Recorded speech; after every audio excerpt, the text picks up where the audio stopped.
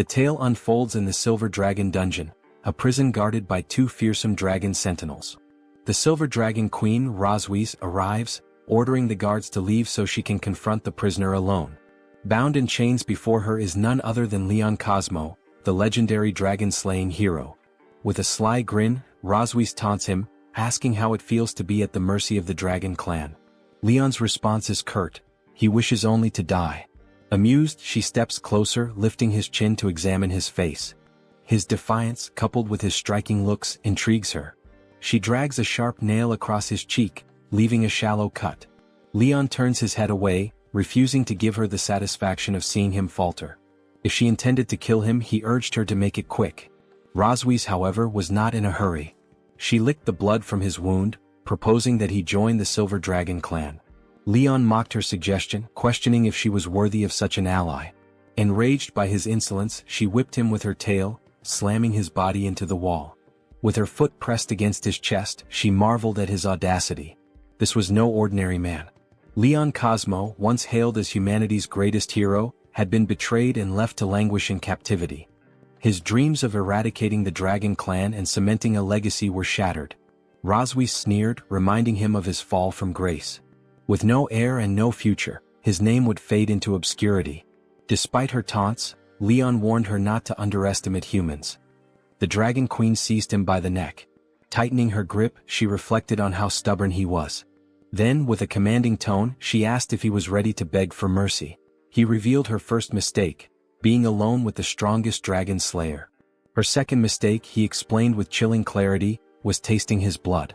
Before she could react, Leon activated a forbidden technique, the blood curse. The curse struck instantly. Roswies recoiled, trembling as an uncontrollable desire overwhelmed her. She collapsed, her body betraying her. Leon watched coldly, declaring that she would live the rest of her life in torment. Unable to resist, Roswies lunged at him, their encounter turning bizarre and heated. Leon could no longer comprehend what was happening. The Dragon Queen, controlled by the curse, leaned in and kissed him. Leon's cheeks flushed red. Hours later, when the curse began to subside, Roswies regained her senses, horrified and furious. "What have you done to me?" she demanded. Leon explained the nature of the blood curse, a one-time forbidden spell that linked their souls. Upon his death, she would suffer endlessly. Roswies scoffed, asking why the curse had such an unexpected side effect. Leon admitted he hadn't anticipated this reaction, but it seemed the spell's power was far more complex than he had realized.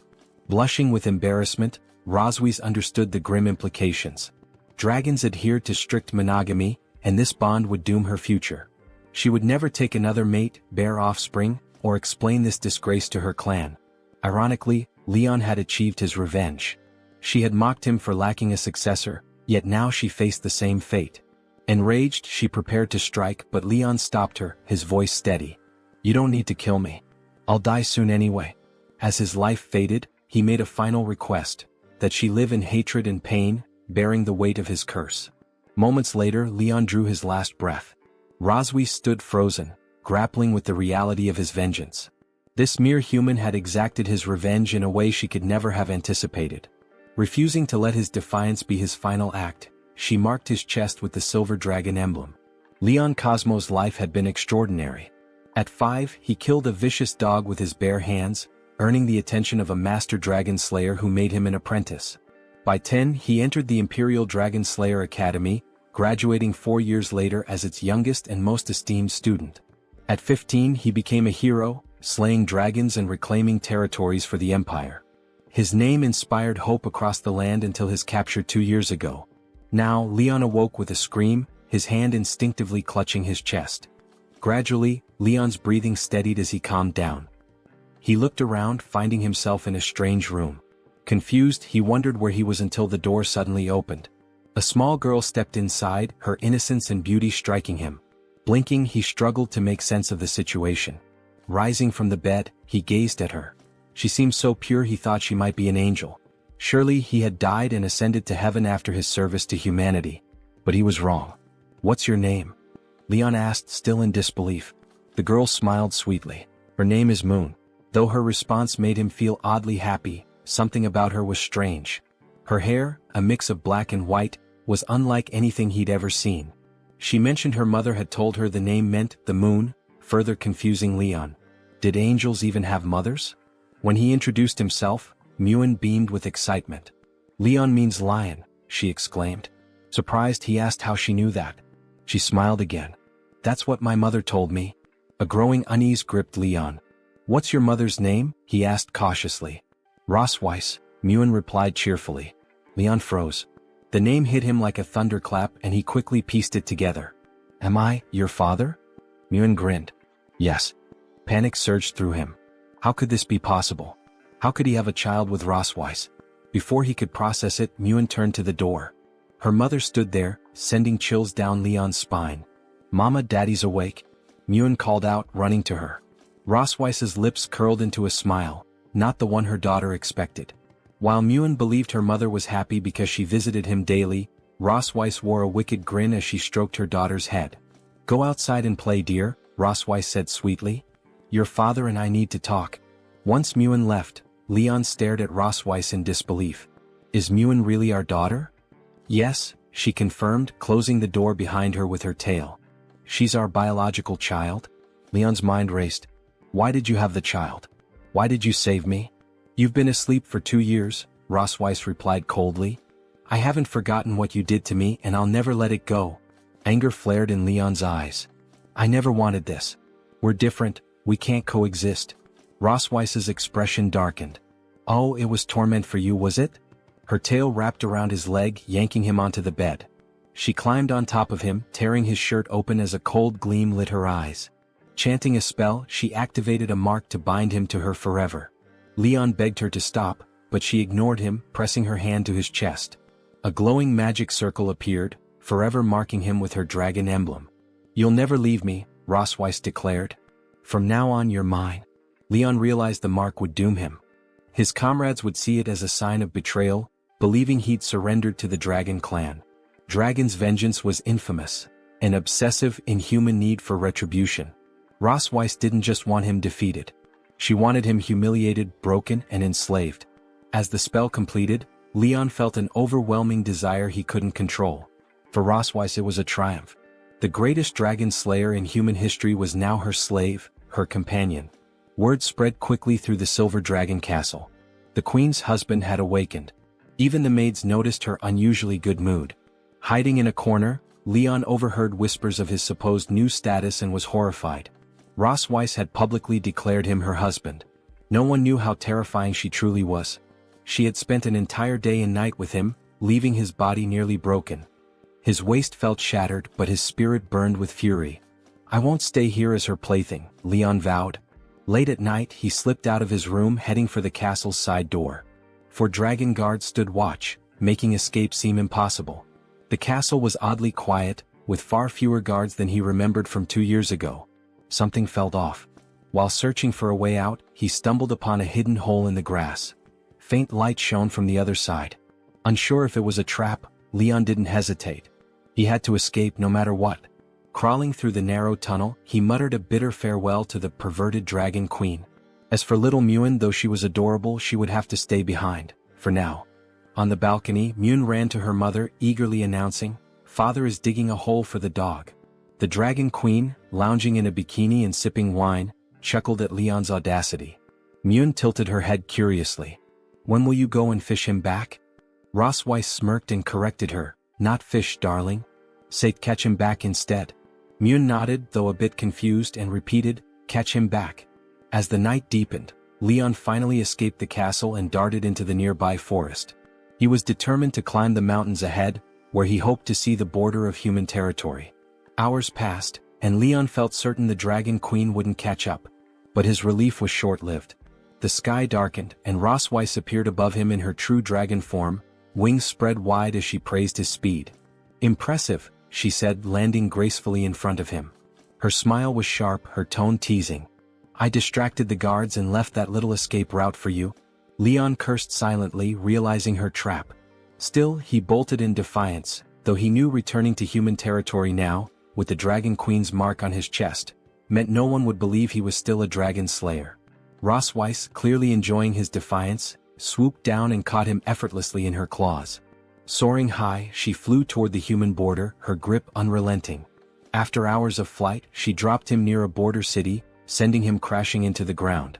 Dazed and battered, Leon rose, spotting the distant lights of human settlements. Rosweiss, now in her human form, stood nearby and calmly confirmed, "Yes, we're in your empire."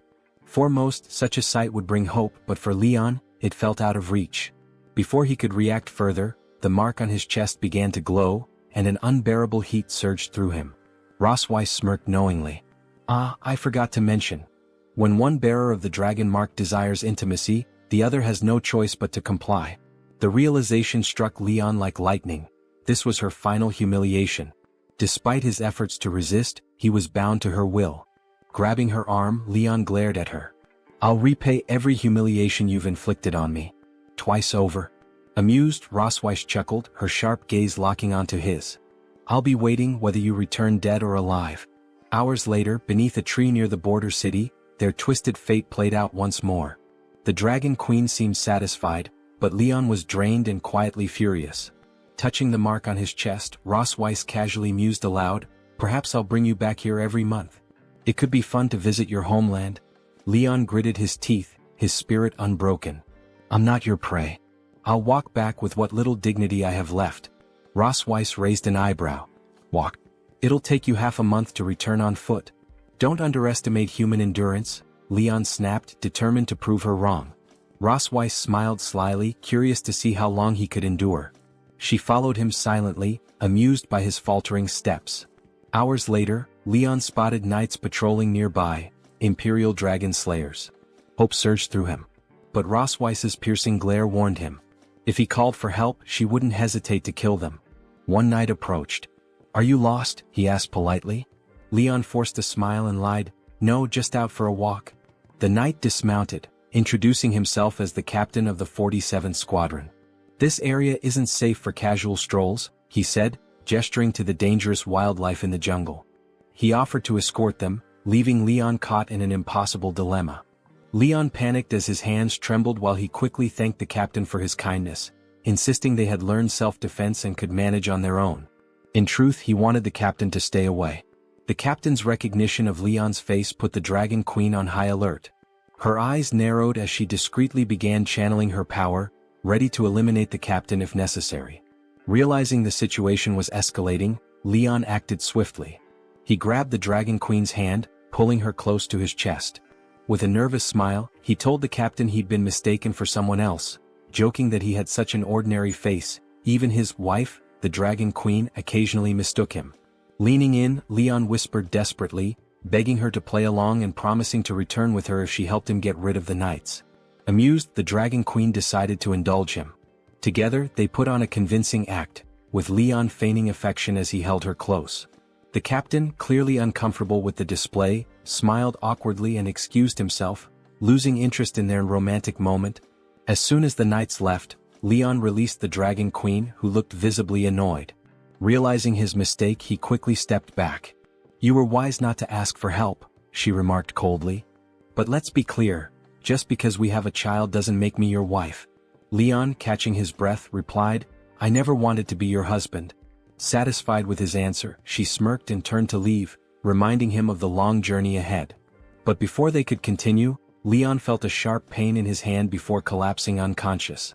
The Dragon Queen sighed, amused by his fragility. Transforming into her dragon form, she gently picked him up with her mouth and tossed him onto her back. Taking his collapse as a silent plea for mercy, she spread her wings and flew toward the Silver Dragon Castle, pleased with the turn of events. The next morning at the castle, Leon woke to find little Mune sitting beside his bed. Confused, he wondered how he'd returned. Mune cheerfully explained that her mother had brought him back. Realizing he'd been captured like prey, Leon glanced at his hand, now neatly bandaged with a bow tied around it. Mune proudly declared she had done the bandaging herself, clearly seeking his praise. Leon smiled and gently stroked her head. "You're amazing, Mune," he said warmly before teasing, "but don't grow up to be like your mother." From the doorway, the Dragon Queen's voice cut in. "And what's wrong with being like me?" Leon froze, startled. Nervously, he tried to change the subject as Mune excitedly showed her mother the bandaged hand, explaining she'd followed her instructions perfectly. The Dragon Queen gave no praise. "That's what you're supposed to do," she said coolly. Myun nodded, accustomed to her mother's stern demeanor. Trying to shift the atmosphere, Leon patted Myun's head again. "Why don't you go hide in the garden? I'll count to 100 and come find you." Myun's eyes lit up as she ran off eagerly. Once she was gone, Leon turned to the Dragon Queen. "Why are you so hard on her?" he asked. Sitting on the bed, she explained that dragons raised their children strictly to create strong warriors. Leon countered that Myun wasn't fully a dragon and besides she was very cute. The Dragon Queen scoffed. "Myun is a dragon and cute is an insult to our kind." Leon thought she was cute too, but his comment only fueled her anger. She grabbed his shirt, reminding him, "You're just a slave for me to vent my frustrations on. Don't overstep your place." Recognizing her position, Leon backed down. Her mood lightened slightly, and she entrusted him with caring for Myun. Leaning close, she whispered, "She likes you." Overwhelmed, Leon wandered to the fountain, lamenting his new responsibility of caring for a child, especially as a dragon slayer. Spotting Myun hiding behind a pillar, he declared, "I found you." But she didn't move. Confused, he apologized for making her wait, only for her to suddenly take off running.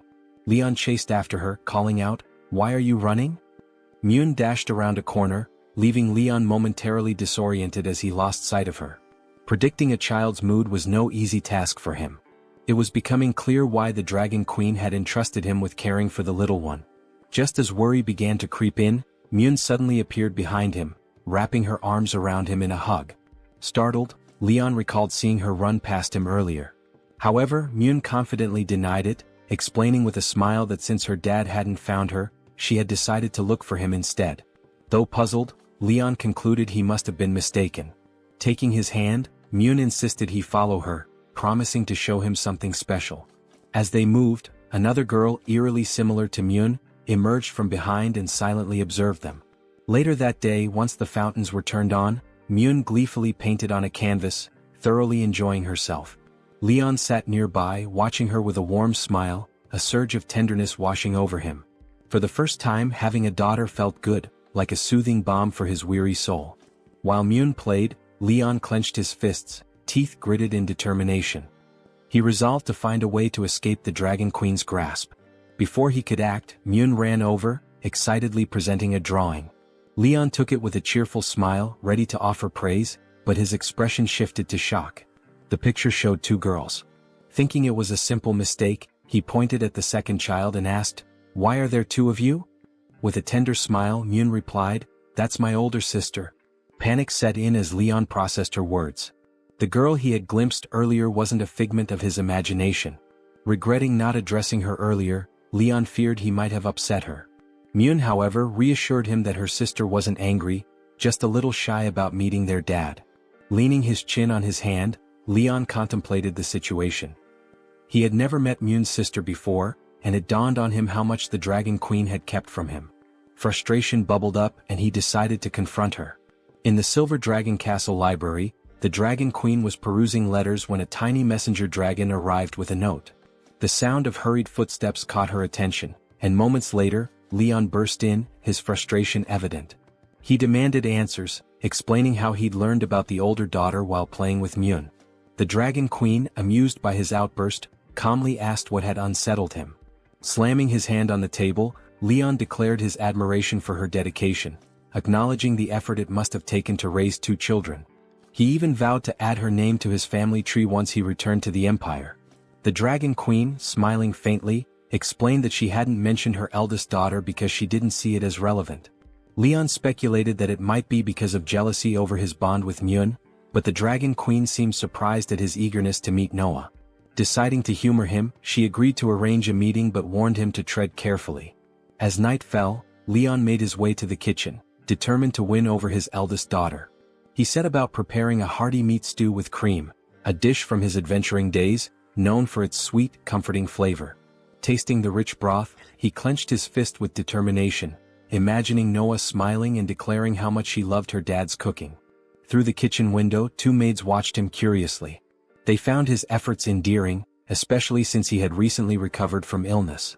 To them, Leon epitomized a caring father and devoted husband. Soon, the Dragon Queen entered the kitchen with Myun and another girl in tow. Myun greeted the maids enthusiastically, while Leon braced himself, spoon in hand, ready to face Noah. The Dragon Queen, seeking a more relaxed atmosphere for dinner, instructed the maids to take a break. Bowing respectfully, they replied, "Understood," before leaving the room. As Leon plated the meal, he carried the steaming stew to the table just as the Dragon Queen entered the dining area. Little Myun dashed toward him, drawn by the mouth-watering aroma. With a warm smile, Leon said, "I heard you both like meat, so I made a special stew and fillet just for you." He hoped this meal would express his affection, particularly to Noah. To his dismay, Noah barely glanced at the food, her attention wandering elsewhere. Leon froze in disbelief, confused by her indifference. The Dragon Queen, observing the scene, smiled knowingly. Frustration flared within Leon as he realized she had anticipated this reaction, which likely explained her hesitation in arranging this meeting. Breaking the silence, the Dragon Queen prompted Noah to introduce herself. Obediently, Noah said, "I am Noah, the eldest daughter of the Silver Dragon Queen Roseways." She added proudly, "I'm 1 year and 2 months old." Dragons, being a long-lived race, matured much faster than humans. Leon stepped forward, extending his hand in greeting. "I'm your dad," he said, striving to make a good impression. To his surprise, Noah seemed momentarily captivated by him, but her aloof demeanor lingered, unsettling him. He began to question whether she harbored resentment or doubts about him. Sensing the tension, Myun gently took Noah's arm and whispered, encouraging her to talk with their dad to ease the discomfort. Noah's response, however, cut deep. "He seems very weak," she said bluntly. "I'm not sure he's really our dad." Her words struck Leon like arrows, forcing him to confront the harsh reality of his new role. It was clear that this was the first significant challenge of his journey as Papa Leon. Leon wiped his face with a cloth, reflecting on the challenging situation. He couldn't shake the feeling that his daughter might be testing him intentionally. Despite the tension, he braced himself for what lay ahead. Noah firmly rejected something, her determined expression showing her unwavering resolve. Whatever it was, she stood her ground with conviction. The family gathered around the dining table in an elegant room, the atmosphere heavy with unspoken tension. Subtle glances were exchanged, and Myun quietly sought help with her eyes. The twins sat side by side, their resemblance clear but their contrasting personalities shining through. While Noah ate with focused attention, Myun kept the conversation alive. Leon looked warmly at Noah and asked, "Are you enjoying the meal?" His tone was gentle, filled with care and curiosity. Suddenly, Noah cried out, breaking the calm atmosphere. Leon, startled by the outburst, froze in shock. Roswazek covered her mouth, clearly amused by the unfolding chaos. Myun, noticing her mother's laughter, curiously asked why she seemed so happy. Leon, catching the contagious joy, began to laugh along with the others. He expressed how being surrounded by family brought him happiness. Myun eagerly asked if their father would join them for dinner every day, her eyes sparkling with hope. However, Noah, wearing a serious expression, immediately rejected the idea. Puzzled, Myun asked why her sister was so against the idea of daily family dinners, struggling to understand. Their mother, calm and composed, shifted the conversation, questioning Noah's urgency to attend a prestigious academy for dragons. "Why the rush?" she asked. With confidence, Noah declared her desire to face and defeat even more dragon subordinates, her determination evident. Leon, wiping his face in disbelief, began to realize that his daughter might even aspire to surpass him one day. Gently, he cautioned her about the dangers of fighting powerful dragons at her young age. Annoyed, Noah crossed her arms and retorted, "I'm not a child," leaving Leon exasperated. Roswazek supported Noah's eagerness, believing early preparation would help her face future challenges. Turning to Leon, she questioned if he had any specific reasons for opposing their daughter's ambitions, subtly challenging his hesitations. Leon sighed in frustration, realizing that pushing back would only strengthen Noah's resolve to prove herself. Resigned, he chose to stay silent, acknowledging the situation with visible reluctance. Roswazek, smirking, warned Leon to tread carefully, reminding him how quickly decisions about their daughter's future could be made. Leon, visibly stressed, felt the weight of her words. Noah was informed that the academy's entrance exam would be in a month, and Leon was tasked with helping her prepare. Her enthusiastic agreement filled the room with renewed energy. As the dinner concluded, the family exchanged playful banter about how full they were, teasing each other lightheartedly. Roswazek then called out in a serious tone, catching everyone's attention. Leon, gesturing to the uncleared table, suggested that a true family dinner should end with both husband and wife cleaning up together. Rozwazek, unfazed, replied that such tasks were best left to others, subtly dismissing his suggestion. Leon countered, hinting that a harmonious family image required genuine effort, not mere appearances. Muen, eager to help, declared her intention to join in, her excitement infectious. Leaving the dragon mama with no choice but to agree. While Moon's excitement overwhelms the room as she declares that wants to help. Suddenly, she finds herself being pulled away, leaving her confused as she struggles to keep up with her parents. Meanwhile, Rozwazek confronted Leon, questioning when he planned to lend a hand. Leon, crossing his arms, reminded her of something he had told her 2 years ago. Rozwazek, radiating power, firmly refused to deal with someone who had undergone rigorous training. Leon, standing confidently, demanded to know her intentions, his sharp tone hinting that he was no longer easily manipulated. Rozwazek launched a powerful strike, warning him not to think escape was an option. Leon caught her attack effortlessly, holding her in place. With a smirk, he asked, "Who said I was trying to escape?" Rozwazek groaned in pain, struggling against his strength, as Leon taunted her for her weakened state. Mockingly, he called her a fallen queen and explained how the dragon's mark had diminished her power. He revealed knowledge he had gained from her tribe's ancient texts, unsettling her. Noticing her shock, he smirked, taunting her thirst for control. Rozwazek, breathless and flushed, questioned whether Leon had ever truly been under her control, her emotions raw and unguarded. She demands her tail be released, clearly indicating she's being restrained. Leon, holding her tail firmly, speaks in a calm yet menacing tone, accusing her of disrespecting his dignity ever since he awakened. His smug expression contrasts with her shocked and vulnerable state as she glares at him angrily. Rozwazek responds fiercely, refusing to submit and calling him a bastard. Her emotions boiling over, she challenges his dominance, her glare filled with defiance. Meanwhile, two maids gossip in the hallway, curious if the queen and her family have finished their private time. Their curiosity hints at something unusual. Peeking into the kitchen, they are shocked to find it spotless, as if someone meticulously scrubbed every corner. The maids speculate if the prince is responsible for the surprising cleanliness. One, delighted, holds up a polished plate.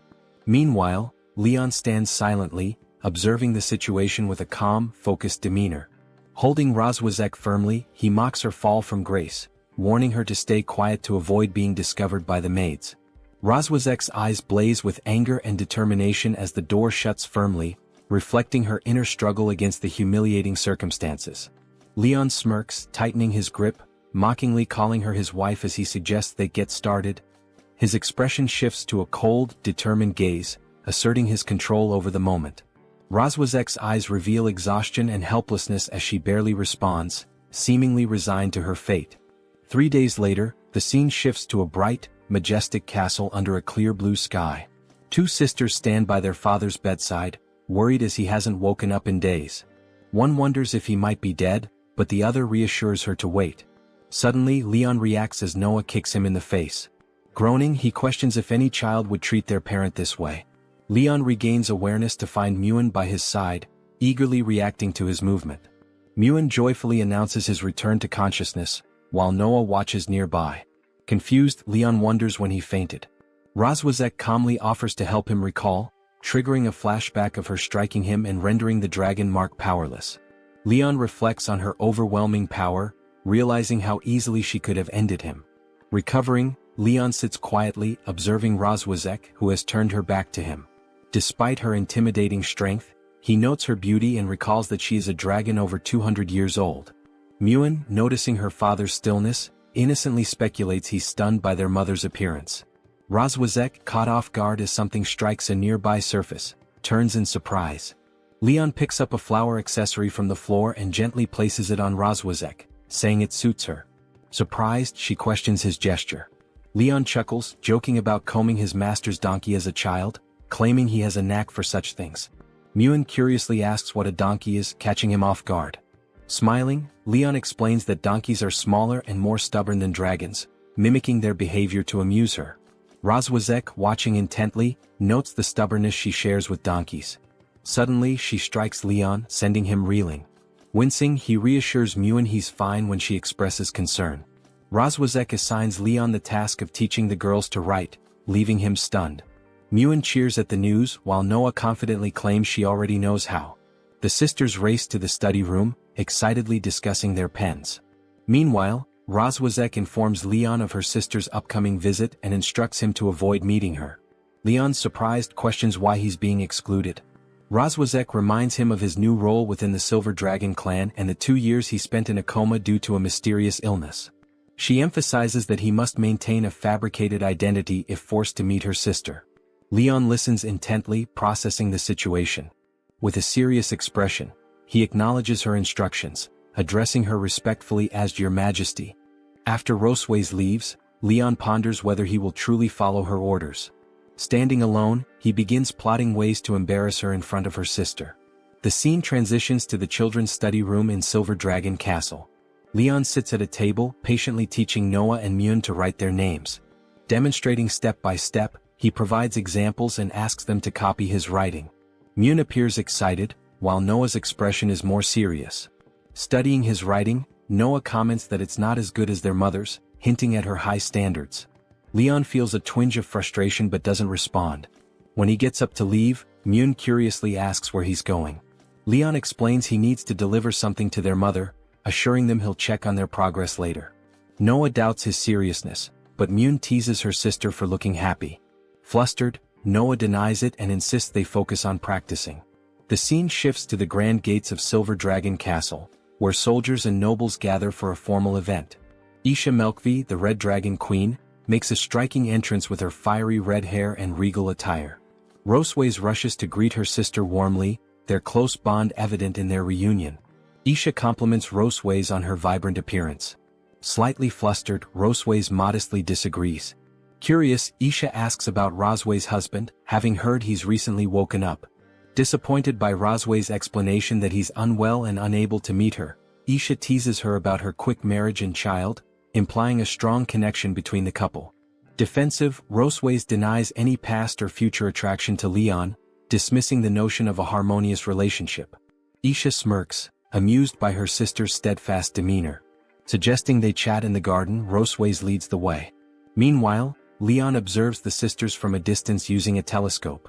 Recognizing Isha, he watches intently, scheming ways to test the range of the dragon pattern's influence. In the garden, surrounded by blooming roses, the sisters discuss instability in the dragon clan, particularly the activity of the Red Flame Dragon King. Isha speculates that Constantine, long thought missing, may be leveraging the chaos to expand his territory. Rosways reacts with a sudden glow of energy, her body tense as she senses something unusual. Concerned, Isha asks what's wrong, but Rosways dismisses it with a smile, urging her to continue. Internally, however, Rosways curses Leon, muttering about the damn dragon slayer. Isha suggests strengthening border defenses and mentions sending Shin Long to maintain communication about new developments. She then remarks on how casually young dragons are using the dragon pattern, clearly amused.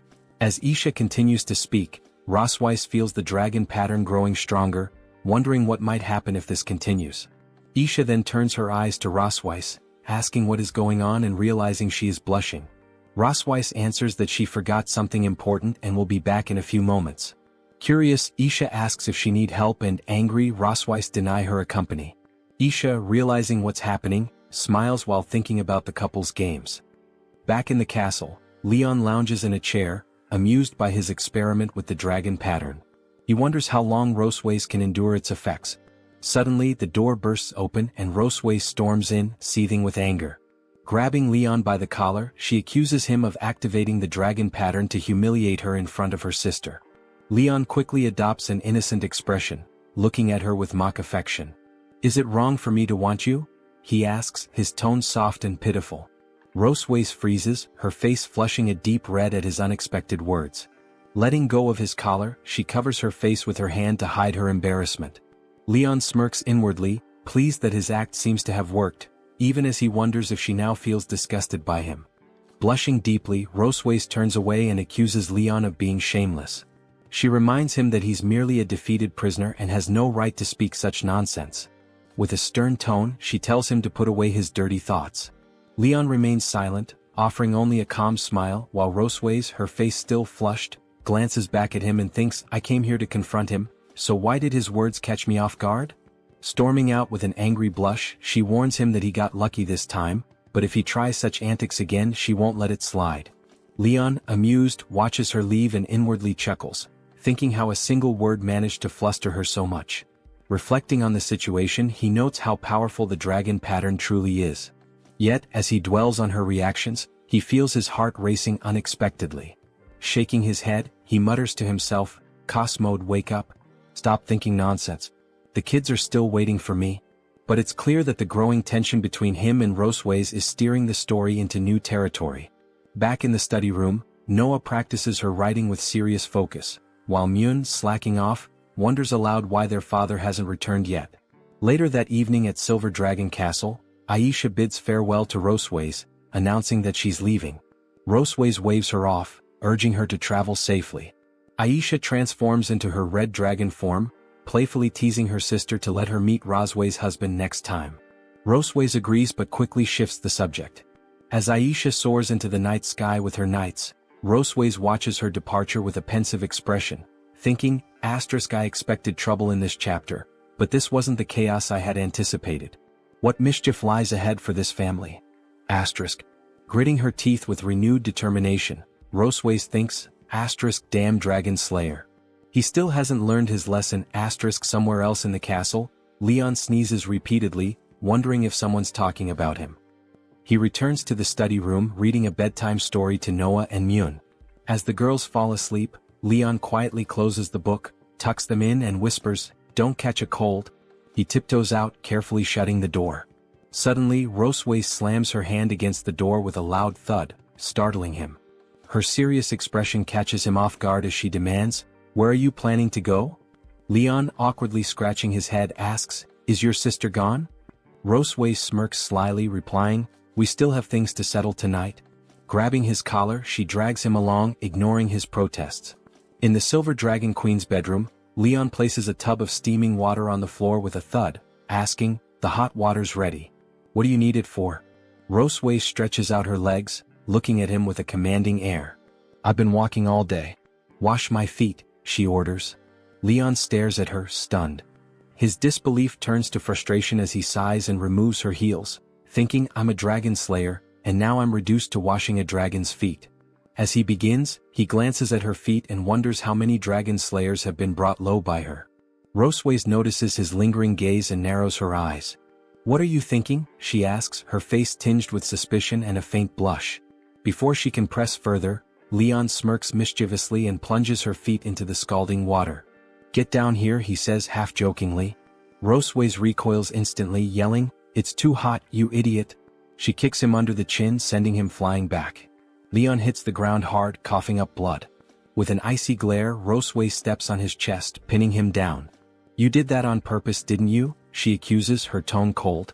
Leon, defiant even under her foot, grins arrogantly. "You're the one who demanded I wash your feet," he retorts. Roseways flushes with a mix of embarrassment and anger. "Seems you still haven't learned your place," she mutters, dragging her foot down his chest. Her voice drops to a teasing whisper, "I bet you never imagined you'd end up beneath a dragon." Pressing her foot firmly against him, she leans in, smirking. "I'm curious, how long can you endure this?"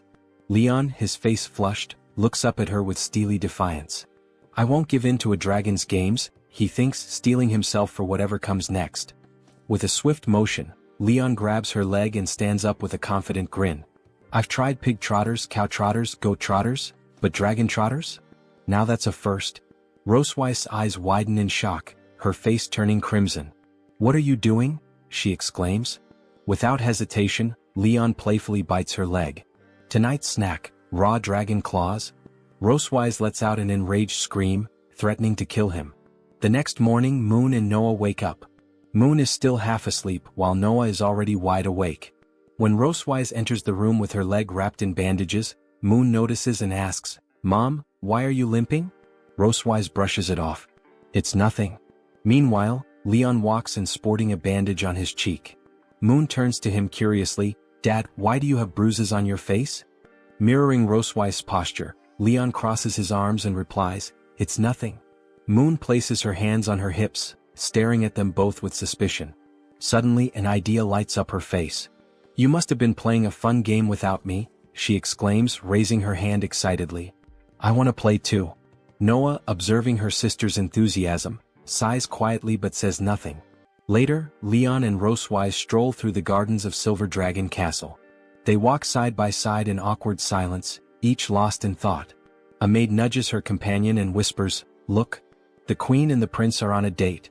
The blue-haired maid giggles, adding, "What a lovely couple. Though they do seem a bit distant." Leon glances at Rosewise, finding her behavior unusual. He recalls her suggestion earlier to take a walk together. Shocked, he had asked why he needed to. Rosewise had replied it was necessary to maintain the image of family harmony for appearances. Now, as they walk, Leon wonders what Rosewise might be planning. She's rarely this proactive and it leaves him uneasy. Nearby, Moon and Noah hide behind a tree, spying on their parents. Moon mutters to herself, "Dad doesn't even know how to hold hands." Suddenly, determination flashes in her eyes. Clenching her tiny fist, she declares, "I'll help them." Noah, alarmed, tries to stop her. "Wait, Moon," she whispers urgently. But Moon is already running toward their parents. "Mom. Dad." Moon calls out as she approaches. Leon and Rosewise turn startled. Leon begins to ask why Moon followed them, but before he can finish, Moon grabs their hands and links them together. "You're supposed to hold hands when you walk," Moon says cheerfully.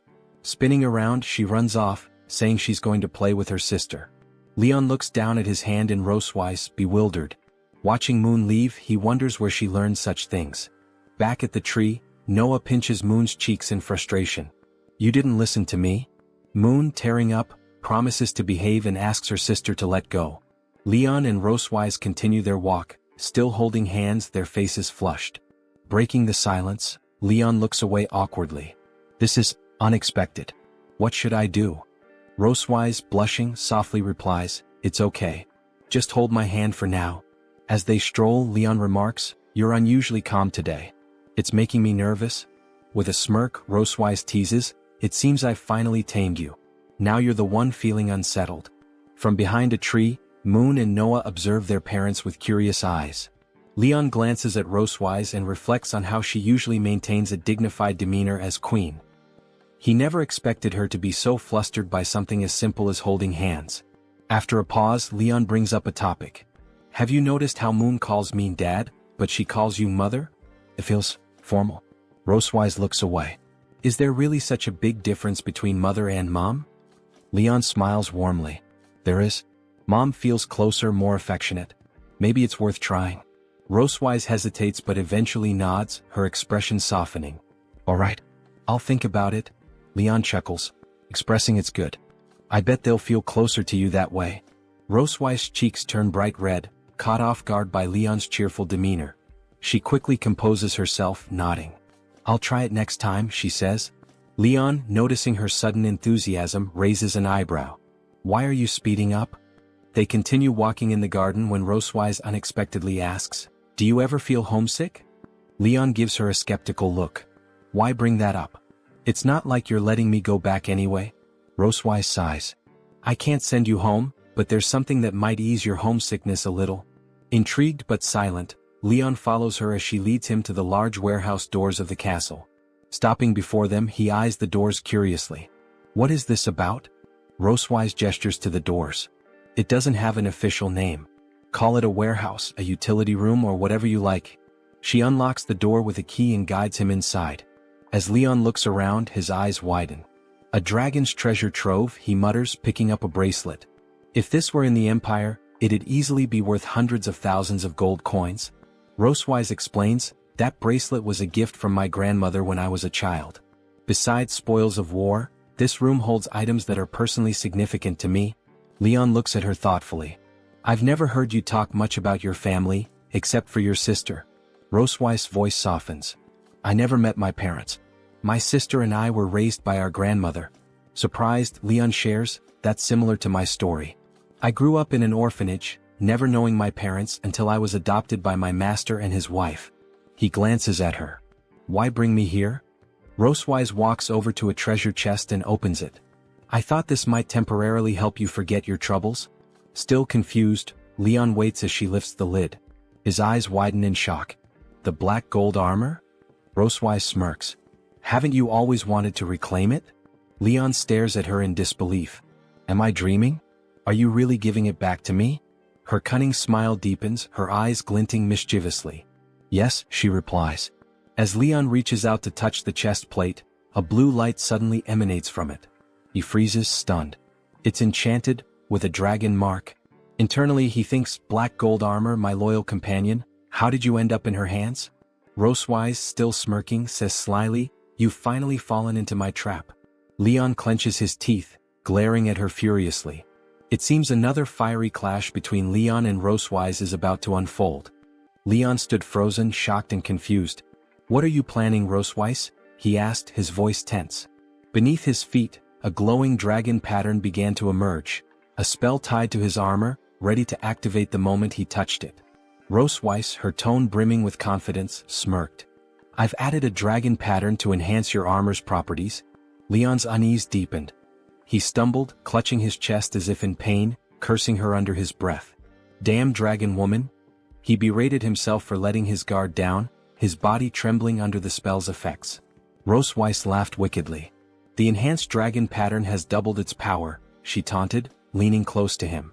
Tell me, my dear dragon slayer, can you endure it? Leon, rendered helpless, murmured her name. Rosewise, before collapsing completely. Unable to move, frustration boiled within him. Damn it, my body won't listen. Rosewise approached, a sly smile playing on her lips. Did you think I'd let go of my grudge so easily after what you did? She asked, her tone both mocking and seductive. She confessed she'd been waiting for this opportunity to take revenge, her determination growing stronger over the past few days. I didn't think it'd be so easy to fool you, she added with a chuckle, watching as Leon silently cursed her. Finally, unable to hold back, Rosewise leaned closer, teasing him with her words and actions.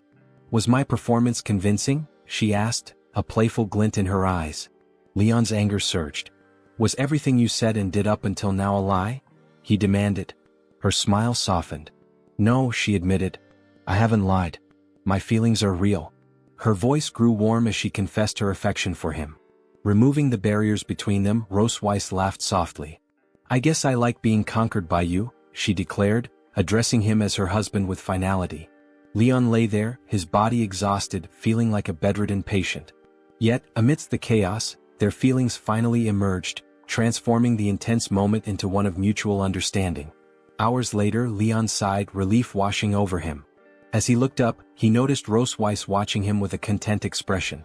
What are you staring at? He snapped, annoyed. Rosewise leaned in, whispering in his ear. Your scars have faded a little, but you look more weathered by life now, a mature man. Unmoved, Leon retorted, you're just trying to trick me again. I'm not falling for it. Rosewise chuckled. You've gotten smarter, Leon. Suspicious, Leon waited as she hesitated mid-sentence, blushing slightly before laughing. Your health isn't what it used to be, she teased. Leon's face went pale, her words cutting deep. His mind raced with wild implications. Asterisk, am I weaker? Less capable? Asterisk, his imagination spiraled until he let out a frustrated scream. The next morning at Silver Dragon Castle, Leon entered a room looking exhausted, dark circles under his eyes. I'm here, he announced. Rosewise, standing with her arms crossed, greeted him. Good morning. Didn't sleep well? Gritting his teeth, Leon glared at her. Because of what you said. Laughing, Rosewise feigned innocence. I don't remember saying anything. From the sidelines, Noah watched the banter unfold, shaking his head. Here they go again. Changing the subject, Rosewise reminded Leon about the strict entrance exam for St. Heath Academy. You should start tutoring Noah on dragon knowledge today, she said, leaning in to whisper. For now, prove your value in other areas. Fueled by anger, Leon shot back. I just wasn't in top shape yesterday. Pointing at her, he declared, I'll make sure Noah passes the test. But I want something of equal value in return. Rosewise smirked. Agreed. But don't ask for too much. A promise is a promise, Leon replied firmly. With a laugh, Rosewise walked away. Then study hard, she called over her shoulder, leaving Leon brimming with determination. With a mocking tone, Rosewise called Leon dear and warned him not to overexert himself. Fueled by anger, Leon shouted after her, that dragon woman is done for. Rosewise waved dismissively as she walked away. Noah, observing the interaction, asked Leon why he always quarreled with her mom. Folding his arms, Leon denied it, claiming it was just their usual way of communicating. Then, surprised, he asked Noah what she had just called Rosewise. "Mom," Noah replied. Taken aback, Leon stepped closer and asked if she had been told to change what she called her. He then inquired whether she preferred the old name or the current one. Noah, looking away with a slight blush, admitted she liked the current one. Leon beamed at her, saying he had a feeling they'd come to love it. Surprised by her father's cheerful demeanor, Noah remained silent, simply observing him. As she turned to leave, she asked when they could start studying. Caught off guard, Leon called out to her, telling her to wait. In the heart of Silver Dragon Castle, the night stretched on in eerie silence. But in the children's study room, a lone light flickered. Leon sat hunched over his desk, his eyes locked on ancient Dragon Clan tomes, deeply engrossed in thought. The rest of the castle had long succumbed to sleep, including the children. Yet, amidst the quiet, Roseweiss entered the room. Spotting Leon still buried in his books, she raised an eyebrow.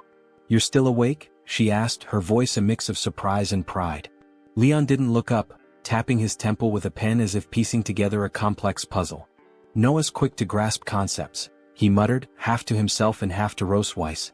Typical teaching methods won't cut it for her. I need to design an entire curriculum. Key concepts, test questions. Looks like I'm pulling an all-nighter. Rosweiss's lips curled into a proud smile as she glanced at their sleeping daughter. Lifting her chin with an almost regal air, she said, "Naturally. After all, Noah takes after me." Leon smirked, finally meeting her gaze. "Does she though?" he challenged, a glint of mischief in his eyes. Standing tall, Leon stretched dramatically, crossing his arms with exaggerated flair. "I was the top dragon-slaying genius every year, you know. Top of my class, undefeated in field training, awarded every scholarship. The school ran out of ways to praise me," he declared, tossing her a smirk as if daring her to top his claim. Leaning forward with playful taunt, he added, "So, Your Majesty, what were your accomplishments?" For once, Roseweiss faltered. Her dragon-slaying record and military prowess were unmatched, but academics? She hesitated, realizing she might have underestimated Leon's intellect. With a disdainful smirk, she countered, "So powerful, yet still my captive, aren't you?" Leon's face darkened. "Damn it, I only lost once," he retorted, his pride visibly stung. A dragon slayer of his caliber, defeated by none other than the Silver Dragon Queen herself. Now he was stuck, a tiger in the plains, constantly at her mercy. Slumping back in his chair, Leon muttered bitterly, "One mistake and now I'm trapped. A tiger bullied by a dragon." Roseweiss, smiling smugly, leaned closer. Her voice dripped with sarcasm as she asked, "Afraid of being ridden by a dragon, are you?" Her gaze shifted, landing on a pile of bright yellow peppers. Arching an eyebrow, she asked, "What are you doing with these?" Leon blinked as if noticing them for the first time. "Those? Brought them from the kitchen to help me stay awake." Rosweiss's expression shifted from confusion to concern. "Those are Dragon Clan yellow peppers. You're human, you can't." But it was too late. Leon had already popped one into his mouth, chewing confidently, for about 2 seconds. His face turned crimson, his eyes bulged and he gasped, "So spicy." He darted around the room, patting his face and frantically searching for water. Roseweiss, torn between concern and amusement, shook her head. Stepping forward, she caught his face in her cool hands. Their eyes met and both froze. Leon's cheeks blazed, though perhaps not entirely from the pepper. Roseweiss quickly looked away, clearing her throat.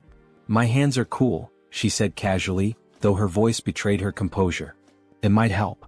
As her fingers rested on his flushed cheeks, Leon's panic melted into an unexpected calm.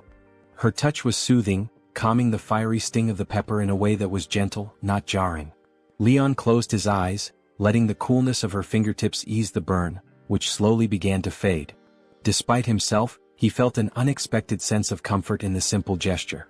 "Thank you," he murmured, reluctantly pulling away, though the warmth on his cheeks lingered, now mixed with an undeniable blush.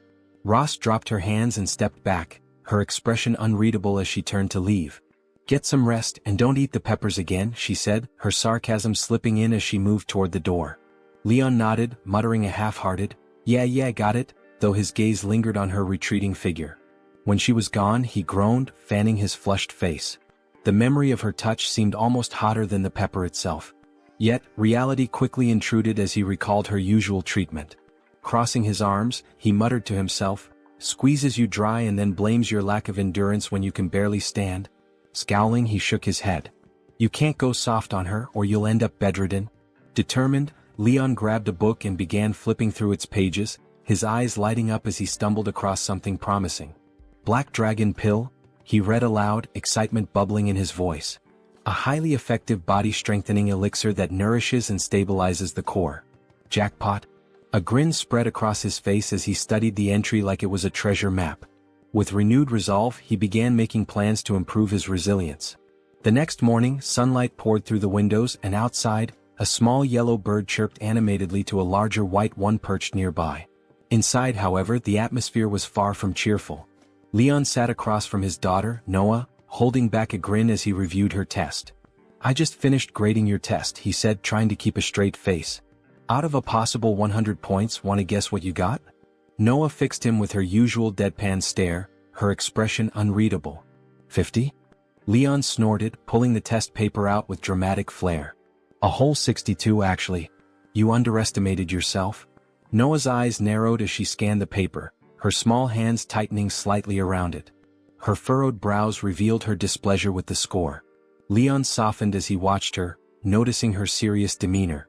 She was mature beyond her years, reminding him more of Ross than her younger sister Moon, who was likely outside chasing butterflies or counting clouds. Reaching out, Leon ruffled Noah's hair gently. "For a first try, 62 is pretty impressive, kid." Noah glanced up at him, her cheeks faintly coloring at the rare compliment.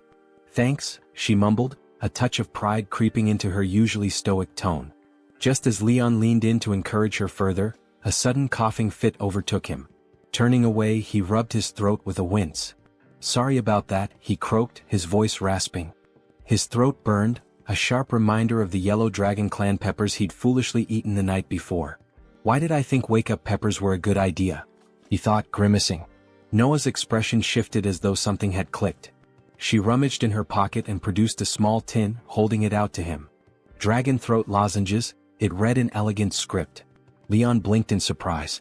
"Is this for me?" Noah's face remained stoic, but a flicker of embarrassment crossed her eyes.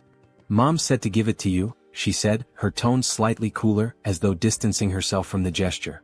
Leon grinned, popping a lozenge into his mouth. The soothing mint immediately eased the irritation in his throat. "Well, tell your mom thanks for me," he said, giving Noah a knowing look. Like mother, like daughter, he mused. Cold on the outside, but with small gestures of warmth when no one's watching. As the lozenge melted away, Leon felt his energy return. Turning back to Noah, he said, "Now, where were we?" Noah's gaze sharpened, her serious side returning. "You said we'd go over the questions I got wrong?" Leon chuckled, pride welling up as he saw her determination. "Right you are, Noah." In the kitchen of the Silver Dragon Castle, Leon engages in an enigmatic task. Maids, responding to his precise instructions, deliver the requested items with seamless efficiency. One addresses him as Lord Prince, informing him that all the herbs have been delivered. With a nod, Leon directs them to place everything in a specific spot on the table. They comply, arranging the ingredients as instructed before quietly leaving the room. Leon, with a subtle, knowing smile, reflects on his strategy of ordering extra herbs to keep his intentions concealed. He examines the herbs closely, identifying them as the components needed to prepare the Dragon Great Force, a seemingly straightforward concoction, yet one fraught with challenges. The ancient manual he references warns that even the most skilled Dragon Clan pharmacists achieve low success rates with this process.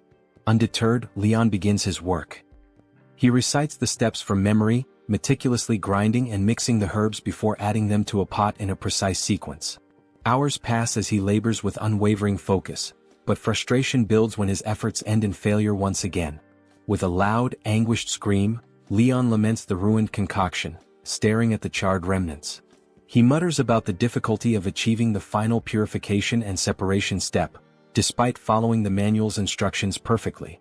Leon reflects on the delicate balance required in the high-temperature separation method described in the book. A temperature too high destroys the drug, while one too low renders purification impossible. Frustration mounting, he shakes the jar of remnants, grumbling about the near impossibility of achieving precision without professional tools.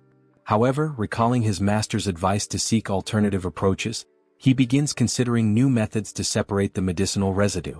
As thunder roars outside, Leon notices the turbulent sky and remarks on the impending rain, the storm reflecting the brewing determination within him. As Leon rises to close the windows, The rumble of thunder captivates him, stirring a distant memory. The sound draws his thoughts to the interplay of lightning and thunder, triggering a revelation. His teacher's words from an alchemy lesson resurface. Electrolysis of impurities could sometimes yield better results than fire-based methods.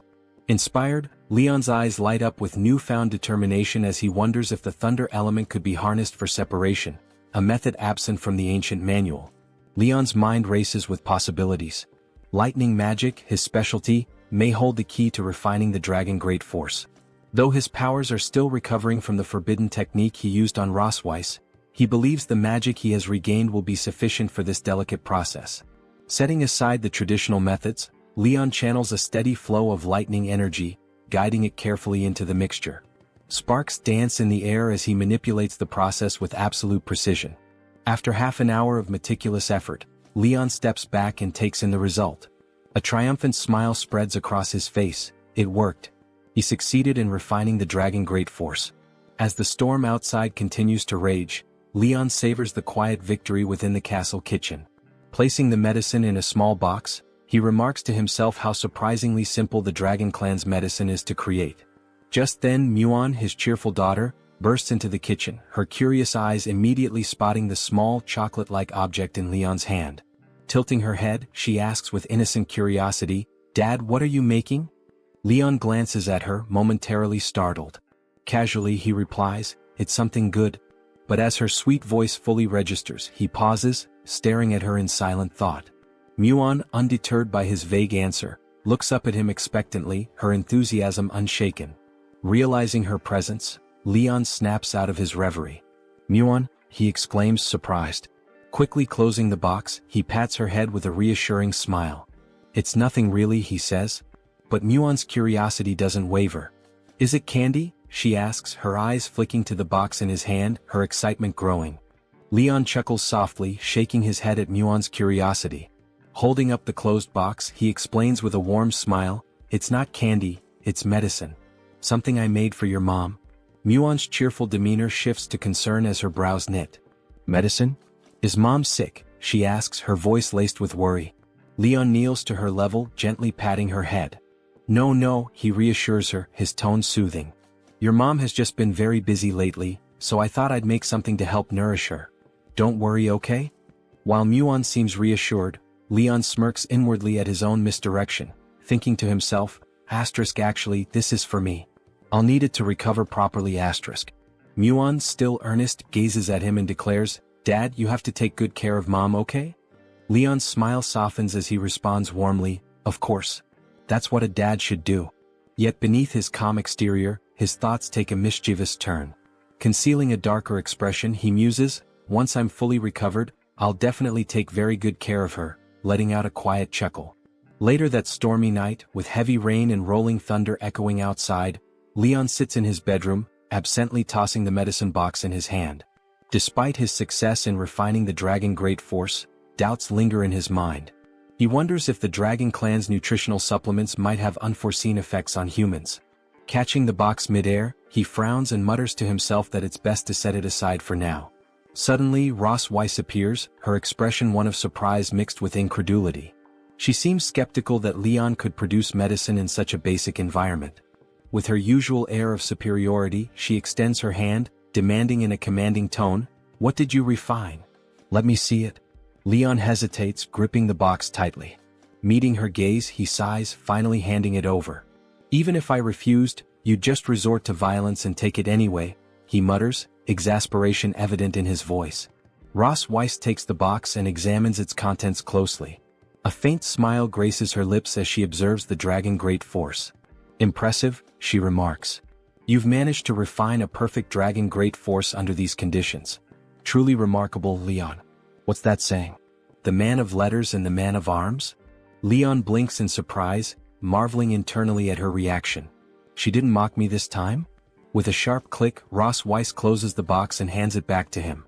"You can keep this," she states firmly, "but you can't take it." Confused, Leon catches the box, his brows furrowing. "Why not?" he asks, his tone puzzled. Ross Weiss locks eyes with Leon, her expression firm and unwavering. She explains that the medicine designed for the dragon race is far too potent for a human body to endure. Leon's frown deepens, his dark expression mirroring his rising skepticism. Is it really that powerful? He questions, his tone laced with doubt. But her serious demeanor doesn't falter.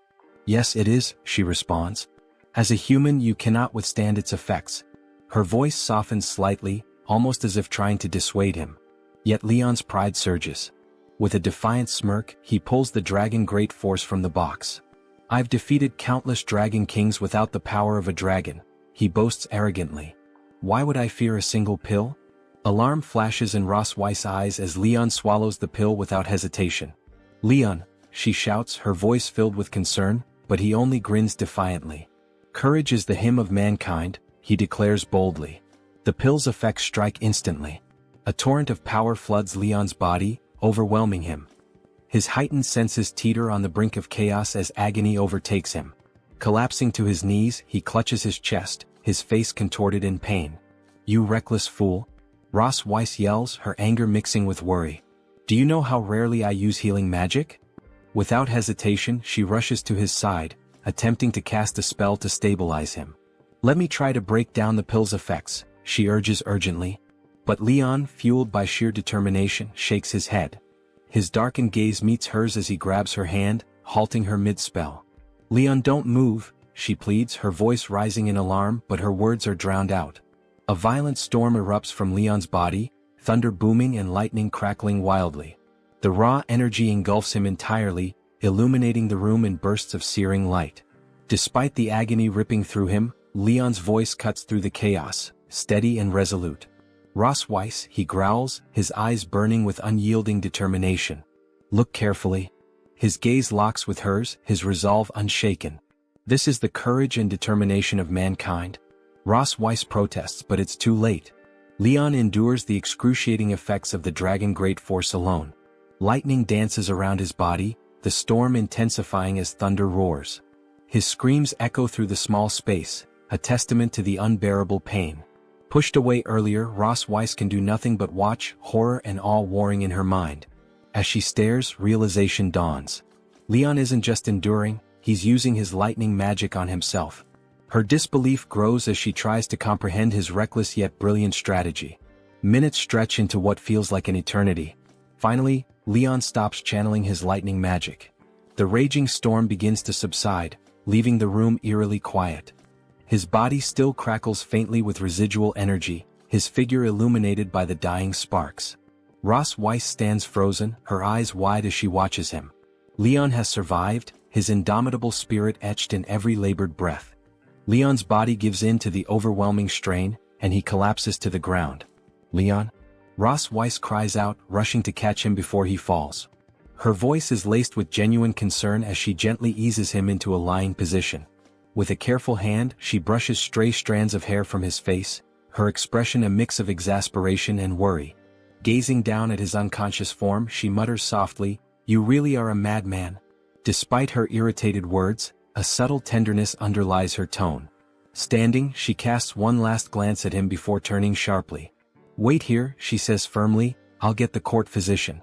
But before she can take another step, a faint, hoarse voice stops her in her tracks. "Ross Weiss," Leon calls out weakly, his voice barely audible. She spins around, shock etched across her face. His eyes flutter open, flushed red and glassy, a dazed and unusual expression overtaking his features. Before she can ask how he's feeling, Leon's hand reaches out toward her. Startled, Ross Weiss instinctively freezes.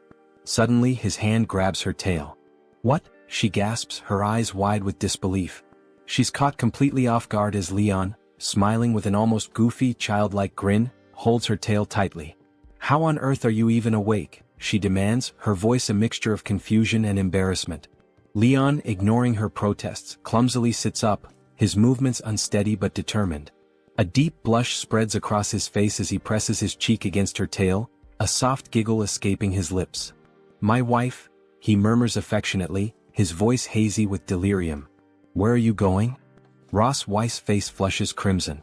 "Who do you think you're calling your wife?" she stammers, struggling to maintain her composure.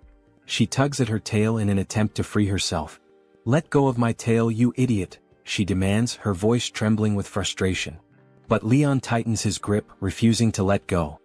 His smile widens as he rubs his cheek against her tail again, sighing contentedly. I don't want to, he says softly. I won't let go. I won't let my wife go. Despite her growing irritation, Ross Weiss realizes she can't overpower him in his current state. Leon clings to her tail with childlike delight, humming a whimsical wife tune as he continues to nuzzle her tail. Exasperation floods Ross Weiss' face as she lets out a long sigh, finally ceasing her futile attempts to break free. Her patience thins and she silently admits defeat. Turning her gaze away, she begins analyzing the situation to regain her composure. The dragon great force enhances physical strength and endurance, she thinks, trying to rationalize his bizarre behavior. Meanwhile, Leon continues his antics, utterly oblivious to the chaos he's causing, his grin as wide as ever. The effects of the medicine puzzle Ross Weiss. It shouldn't cause unconsciousness or such bizarre behavior, she thinks, her mind drifting to Leon's earlier use of lightning magic. Could his manipulation of the lightning element have interfered with or amplified the medicine's effects? These thoughts race through her mind until her gaze returns to Leon, who is still humming cheerfully with his face pressed against her tail. Her cheeks flush as she takes in the absurd sight. Idiot, she mutters under her breath, tinged with embarrassment. Despite his strange antics, Ross Weiss reassures herself that he's not in any immediate danger. Leon, oblivious to her flustered state, continues his marrying wife tune. She exhales deeply, realizing there's no reasoning with him in this state. Resigning herself, she looks down at him and says, All right, I'm here. What's wrong? Just tell me already. Leon pauses, his humming stopping abruptly, and looks up at her with a flushed face and childlike excitement in his eyes. Boldly he calls her wife again, his expression mischievous. Then without hesitation he declares with a grin, I want a second child. Ross Weiss freezes, her face flushing a deep red. His sudden declaration leaves her speechless for a moment, a chill running down her spine as she struggles to maintain her composure. Her glare intensifies as her blush deepens. You haven't even properly taken care of the 2 children from my first pregnancy, she snaps, crossing her arms. And now you're already asking for another one? Forget it. But Leon remains undeterred, his grip on her tail firm as he rolls on the bed with exaggerated whines. I want a second child, he insists, his tone almost pleading. Come on, Ross Weiss, is it really such a bad idea? Frustration bubbling, Ross Weiss pinches the bridge of her nose. What did I do to deserve this? She wonders silently, weighing her options. Realizing reasoning with him might make things worse, she exhales and mutters, Fine. Not just a second child. We'll have a third and a fourth too if it'll shut you up. Leon's eyes light up like a child promised his favorite treat. With a triumphant grin he exclaims, Really? Then you have to come back to my hometown with me. Yeah, Ross Weiss replies, waving him off with a tired look. We'll go back once everything is settled here. Finally releasing her tail, Leon leaps to his feet, cheering loudly. That's amazing. You're the best, Ross Weiss. Watching him, Ross Weiss shakes her head, caught between exasperation and amusement. He's even more irritating than usual today, she thinks, though a faint smile creeps onto her face. Suddenly Leon leans in close, his grin widening. My wife is the best, he declares boldly. Before Ross Weiss can react, he moves forward, clearly intending to plant a kiss on her cheek. Caught off guard, Ross Weiss's eyes widen in shock. Reacting instinctively, she presses her hand firmly against Leon's face, pushing him away with decisive force. No taking advantage of the situation, she thinks, trying to maintain control despite the absurdity of it all. Internally, Ross Weiss struggles to make sense of Leon's bizarre behavior, her thoughts racing as she anxiously wonders how long the effects of the dragon force will persist. But as Leon stubbornly continues his antics, her patience snaps. With a swift punch to his face she calls him an idiot, the blow landing squarely. Leon lets out a small yelp, stumbling from the impact.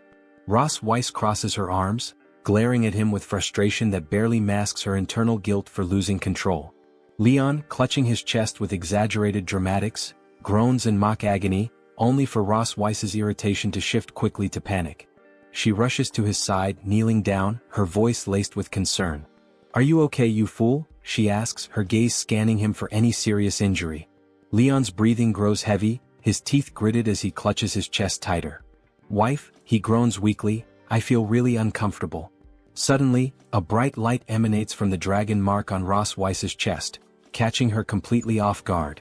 Her eyes widen in alarm as she mutters, This isn't good, her heart racing with apprehension. Without hesitation she unbuttons Leon's shirt to inspect him. The moment the fabric parts, the dragon mark on his chest begins to glow with an intense, otherworldly light. Ross Weiss's brow furrows in confusion and rising dread.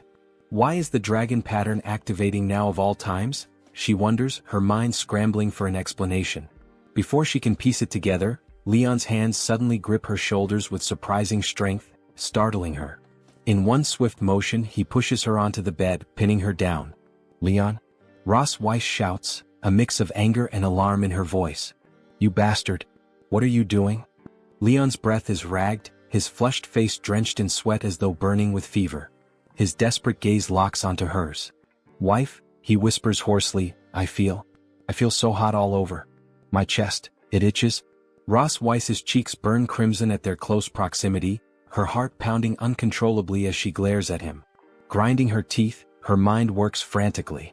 The dragon pattern combined with the lightning element, it's heightened his instincts, she realizes with dread. It's fueling his desire to reproduce. Before she can react, Leon's gaze shifts and his eyes land on her tail. Without warning he grabs it, pulling it closer. Ross Weiss freezes, completely stunned as Leon leans in and sniffs it, his expression dreamy and dazed. "Leon," she snaps, her voice trembling with a mixture of anger and embarrassment. "Let go of my tail right now." But Leon only tightens his grip, his face blissful as he mutters, "It smells so nice, so soft, wife." Ross Weiss's composure starts to unravel, her expression torn between fury and disbelief. If this keeps up, I might actually lose control, she thinks nervously. Determined to put an end to his antics, she presses her hand against his face again, this time with more force, trying to push him away. "Leon, stop it," she commands, her tone firm and sharp. Her patience wears thin, but her resolve to contain the situation remains unyielding. Ross Weiss's tail drags along the ground throughout the day, a fact she brings up with a sharp question. "Doesn't that disgust you?" But Leon remains unyielding, his stubborn nature refusing to relent. Despite her efforts to push him away, his hands cling tightly to her. As she continues scolding him, Leon suddenly places a finger gently on her lips, cutting her off mid-sentence. Startled, Ross Weiss freezes, her breath catching in her throat. Her eyes widen as she stares at him, uncertain and uncharacteristically speechless. Leon's gaze deepens, his expression carrying an intensity she's never seen before. "Malif," he says softly, addressing her by her first name, a rare and startling gesture. "You're so beautiful tonight." The unexpected compliment sends a wave of heat rushing to Ross Weiss's face, her cheeks glowing crimson. She turns her head away to escape his piercing gaze, her voice faltering as she stammers, "Even if you say that, I'm still mad at you." Her mind races. What's going on? She wonders, her heart pounding wildly. This man, his demeanor is completely different. There's something wild and intense about him tonight, something I can't seem to reject. Despite her internal protests, Ross Weiss feels her resolve beginning to falter. She sneaks a quick glance at him and finds his fiery gaze still locked onto her. A faint, unbidden sense of anticipation flickers within her. Sensing her hesitation, Leon leans closer, his voice dropping to a low, persuasive whisper. "Wife, can you help me please?" Ross Weiss bites her lip, torn between frustration and the turmoil of her emotions. Finally, with her face still flushed, she mutters, "Fine, but just tonight." Triumph flashes in Leon's eyes as he pulls her into his arms. The night stretches on, filled with an undeniable intensity that lingers even as dawn breaks. The next morning, in the grand chambers of the Silver Dragon Castle, Leon stirs awake, the effects of the dragon force finally fading. As his vision clears, he spots Ross Weiss lying beside him, her smirk both teasing and confident. "Awake, are we?" she asks in a playful tone, her piercing gaze fixed on him. Hearing her voice so close, Leon jolts upright, panic flashing in his eyes. "Ross Weiss," he exclaims. "Why are you in my bed?" His abrupt movement sends a wave of pain through his body, causing him to wince as he clutches his aching muscles. "Everything hurts," he groans, rubbing his temples. "My memory is fragmented. What the hell happened last night?" Ross Weiss stretches languidly before slipping out of bed, her smirk growing wider. She turns to face him with an air of feigned innocence. "You don't remember anything?" she asks lightly, though the glint in her eyes betrays her amusement. Pointing to the faint bruises and marks on her arms and neck, she tilts her head slightly. "Dragon Slayer," she says, her tone dripping with irony, "surely you didn't forget, right?" Leon's eyes widen further as he notices the marks on her skin. His shock deepens, leaving him struggling to piece together the chaotic fragments of the previous night. Leon's mind spirals as he spots the numerous marks on his body, his thoughts racing. A cold sweat beads on his forehead. Nikki's? So many? The realization hits him like a thunderbolt. Did I really do that? Suddenly, fragmented memories from the previous night begin to surface, each one more vivid than the last. Clutching his head, he watches as the scattered pieces fall into place. The full picture forms, and with it, a horrified scream escapes his lips. Ross Weiss, leaning casually against the bed frame, folds her arms and smirks. So, you do remember, she teases, her tone laced with amusement. You begged me last night, Leon. Said things like, Connie, just one more time, okay? Wife, I feel so bad. Please help me just this once and the last time, Leon's face turns crimson as she mimics his desperate tone. Stop it, he yells, covering his ears in a futile attempt to drown out her words. I remember everything. There's no need to repeat it. Ross Weiss's smirk only grows wider as she watches him squirm, clearly savoring his discomfort. Meanwhile, Leon hurriedly pulls on his shirt, sneaking a side glance at her. His internal monologue is filled with regret. All I wanted was to refine the dragon force for my health, maybe teach her a small lesson. How did it turn into this? As Ross Weiss finishes dressing, Leon lets out a heavy sigh, his gaze briefly meeting hers. Maybe I went a little too far last night? He mutters under his breath. Hesitantly he asks, did I hurt you? Ross Weiss shakes her head, her demeanor calm. It's fine, she replies, dismissing his concern effortlessly. Leon, folding his arms and trying to regain his composure, adopts a smug expression. Well, now you should know whether I'm in good health or not. Next time, don't go doubting my abilities. Ross Weiss's eyes narrow sharply, her gaze piercing through him. Her sudden seriousness makes Leon shift uncomfortably. What's with that look? He stammers, taking a cautious step back. Without warning, Ross Weiss closes the gap between them, her expression unwavering. Before Leon can react, she grabs his chin, leaning in close. Her commanding tone is firm and unapologetic. Dragon Slayer, I must say, I'm very satisfied with your performance last night. I hope you can keep it up in the future. Leon freezes, his face burning red as her words sink in. Internally, his thoughts erupt. What is happening? Have I somehow become her personal servant now? Ross Weiss steps back, her usual smirk returning as though nothing had happened. Casually, she changes the subject. Now, about that bet, she says, her tone light. The mention of the bet jolts Leon from his daze. His eyes narrow with suspicion as he studies her carefully. The bet? He echoes, attempting to mask his nervousness. A faint blush colors Ross Weiss's cheeks as she glances away, the brief display of vulnerability catching Leon slightly off guard. Ross Weiss reminded Leon of the moment he had insisted that the children call her Mom, claiming it would deepen their affection for her. She acknowledged, with a soft chuckle, that he had won that argument. Leon raised an eyebrow, a flicker of pride lighting up his face, though he remained silent. Her tone softened as she addressed him. So, have you thought about the request you'd like to make? She asked, curious. Leon hesitated, scratching the back of his head, before responding with an unusual sincerity. Actually, I have. I'd like you to send someone to the Empire to check on my master and his wife. I need to know if they're doing okay. Ross Weiss's playful demeanor faded as she considered his request thoughtfully. Silver dragons aren't exactly known for stealth, but visiting someone isn't an issue, she replied calmly. Leon's face lit up with joy. You're really okay with it? He asked, his enthusiasm momentarily breaking through his composure. Catching himself, he straightened up, cleared his throat, and shifted to a formal tone. Thank you for your help, he added sincerely.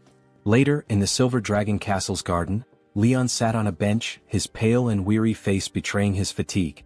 Little Muin approached him, her wide, curious eyes fixed on him. Dad, are you sick? She asked innocently, her voice filled with concern. Leon jolted at her question, his nervousness making him wave his hands in denial. What? No, of course not. Why would you say that? He blurted out. Muin giggled, her sweet laughter carrying through the garden. Mom told me, she said confidently. She said you took medicine yesterday. And she said men can never admit when they're sick. Hearing her words, Leon's face darkened.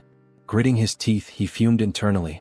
That meddling female dragon, how could she say that to a child? Do I even have any dignity left? Muin tilted her head, her expression turning to genuine concern. But you still don't look well, Dad. Is it because the medicine didn't work? Or maybe you didn't take enough of it? Leon let out a sigh, crouching down to meet her gaze. Placing his hands gently on her small shoulders, he said, Muin, it's rude to ask too many questions. Before he could steer the conversation away, Muin gasped, her eyes wide with fear. Dad, your mouth is bleeding, she cried. Clinging to him tightly, tears welled up in her eyes as she pleaded, Dad, I can't live without you. Please don't die. Leon's heart softened at her words. Smiling warmly, he patted her head gently. Daddy's really fine, Muin. I promise I'm doing just fine. He reassured her with a soothing tone, easing her fears. As Leon looks into Muin's bright, innocent eyes, he can't help but notice how much she resembles her mother, Ross Weiss. Her cheeky persistence, sharp wit, and lively expressions mirror her mother's traits perfectly. But this time, Leon decides he needs to stay ahead of her cleverness. No mercy. Kneeling down, he asks her with a playful tone, How about Daddy makes you a new toy today? The mention of a toy immediately fills Muin with excitement. Her eyes sparkle as she jumps up and down, clapping her hands. Yes, I love toys the most, Daddy, she exclaims, her enthusiasm infectious. Leon smiles at her joy and promises, All right then, I'll make you something special. After some thought, he decides to craft a Rubik's Cube, a toy from his own childhood.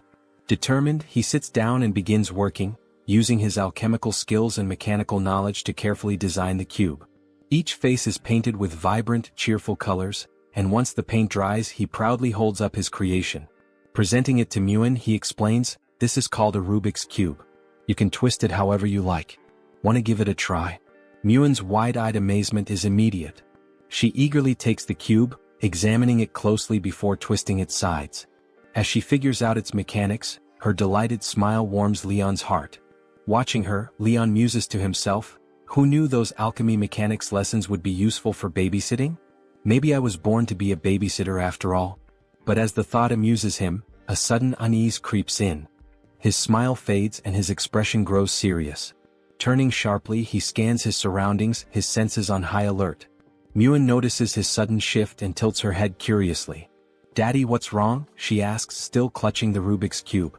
Leon hesitates for a moment before smiling to reassure her. It's nothing, sweetheart. Just thought I saw something, he replies calmly. Yet deep down he knows it's more than that. Moments ago, he felt a faint but unmistakable sensation, the presence of the dragon's gaze. His instincts tell him the sensation is coming from the direction of Noah's training grounds. He wonders if Noah, with her stubborn and independent nature, will ever decide to join them. As the thought lingers, he resolves to extend a gesture of connection by making a Rubik's Cube for her as well. Later that night, as the Silver Dragon Castle falls silent and Muin sleeps soundly in her room, Noah returns to her own quarters with her usual composed demeanor. Her sharp gaze immediately lands on the Rubik's Cube placed on her desk, accompanied by a handwritten note from Leon. Noah picks up the note with mild curiosity, reading its contents in Leon's familiar handwriting. This is a toy for you, Noah. Your task is to figure out how to solve it. Think of it as a little challenge. Scoffing, she mutters to herself, What an idiot. I don't have time for children's toys. Yet, despite her dismissive words, her fingers instinctively twist the sides of the Rubik's Cube, her movements precise and controlled. As she continues, a faint blush rises on her cheeks. Clutching the cube tightly, she whispers softly, Thank you, Dad. To her, the toy isn't just a puzzle, it's a rare and treasured gesture of affection from her father, something deeply meaningful. Carefully, Noah tucks the Rubik's Cube into a small wooden box hidden beneath her bed, a personal collection she fondly calls her treasure box. Inside are fragments of their father's black and gold armor, a nameplate engraved with Noah Kane Melkfi in Leon's hand, and now the cube itself. Unbeknownst to Noah, her younger sister, Mon, has been quietly observing from the doorway. Intrigued, Mon muses to herself, Sister's been acting strange lately. Always hiding things in that box. What could it be? Later, as Noah steps out of the room, Mon seizes her chance. Crawling under the bed with a mischievous grin, she whispers, Detective Mon is on the case. With great excitement, she retrieves the wooden box and opens it. Her eyes widen in surprise as she examines its contents. The armor fragments, the Rubik's Cube, the engraved nameplate. They're all connected to Dad, she says aloud, her face lighting up in understanding. So that's why she's been so secretive. Without a word, she ties Mon up, silences her with a cloth and reclaims her treasure box. Leaning down to the struggling Mon, Noah smirks and says, "No peeking. Got it?" Meanwhile, far from this sibling clash at St. Heath Academy, an elite institution of the Dragon Clan, the standards for student admission remain uncompromising. The academy not only evaluates individual potential but also prioritizes family harmony and adherence to dragon ideals. Believing that only a loving and harmonious family can raise a dragon to embody proper virtues, St. Heath only admits students from such backgrounds. To maintain the perfect image of a united dragon family, the Silver Dragon Queen Rosweiss devises a plan. A family outing to Sky City, complete with a picture-perfect family photo. Sky City, the vibrant heart of the dragon realm, buzzes with life as parent dragons playfully interact with their young. Against the lively backdrop, Rosweiss arrives in her majestic dragon form. Her family follows, captivated by her regal presence. Descending gracefully, Rosweiss lands and her youngest daughter, Muin, full of playful energy, gleefully slides down her mother's back. Below, Leon stands ready, his arms outstretched. "Slow down, Muin. I'll catch you," he calls out. With perfect timing, he catches her mid-slide, holding her securely. "Gotcha," he says warmly, lifting her effortlessly into the air. Nearby, Noah watches the scene in silence, her arms crossed and her expression calm, observing the familial exchange with her characteristic composure. Rosweiss, now back on the ground, transforms smoothly into her human form, her movements poised and dignified. Curious as ever, Muin looks up at her father. "Daddy, why didn't you turn into a dragon just now? I really want to see you as a dragon." The unexpected question catches Leon off guard. His confident smile falters as he laughs nervously, scratching the back of his head. Panic rises within him. "Dear daughter, Daddy's great at slaying dragons but turning into one? You'd better forget about it," he thinks to himself. Before he can offer a response, Noah's sharp gaze fixes on him. Her voice cold and cutting, she asks, "So, is it that you can't transform? Or you won't?" Her words hit their mark, leaving Leon visibly uneasy. He looks between Noah and Rosweiss, searching for support but finds none. Sensing the tension, Rosweiss intervenes with a reassuring smile. "Your father's body hasn't fully recovered yet, so he can't transform into a dragon for the time being," she explains calmly. She then promises the children that once Leon is better, he'll show them his transformation. Muin's expression turns serious as she looks up at Leon with concern. "Daddy, you have to get better soon," she says earnestly. Leon pats her head, smiling warmly. "I'll do my best, Muin," he replies, though inwardly, his thoughts are far less optimistic. Rosweiss redirects the moment. "All right everyone, let's head into town. We have things to do today." Bursting with excitement, Muin dashes ahead, her eyes wide with wonder. "Noah, look. There are so many dragons here," she exclaims joyfully. Noah, maintaining her steady composure, follows behind at a measured pace. "Slow down, Muin. Don't run off too fast," she cautions. As the two sisters move through the bustling streets, their presence draws the attention of the dragon citizens. Many pause, their gazes filled with curiosity and admiration as they take in the siblings, marveling at their striking presence amid the lively crowd.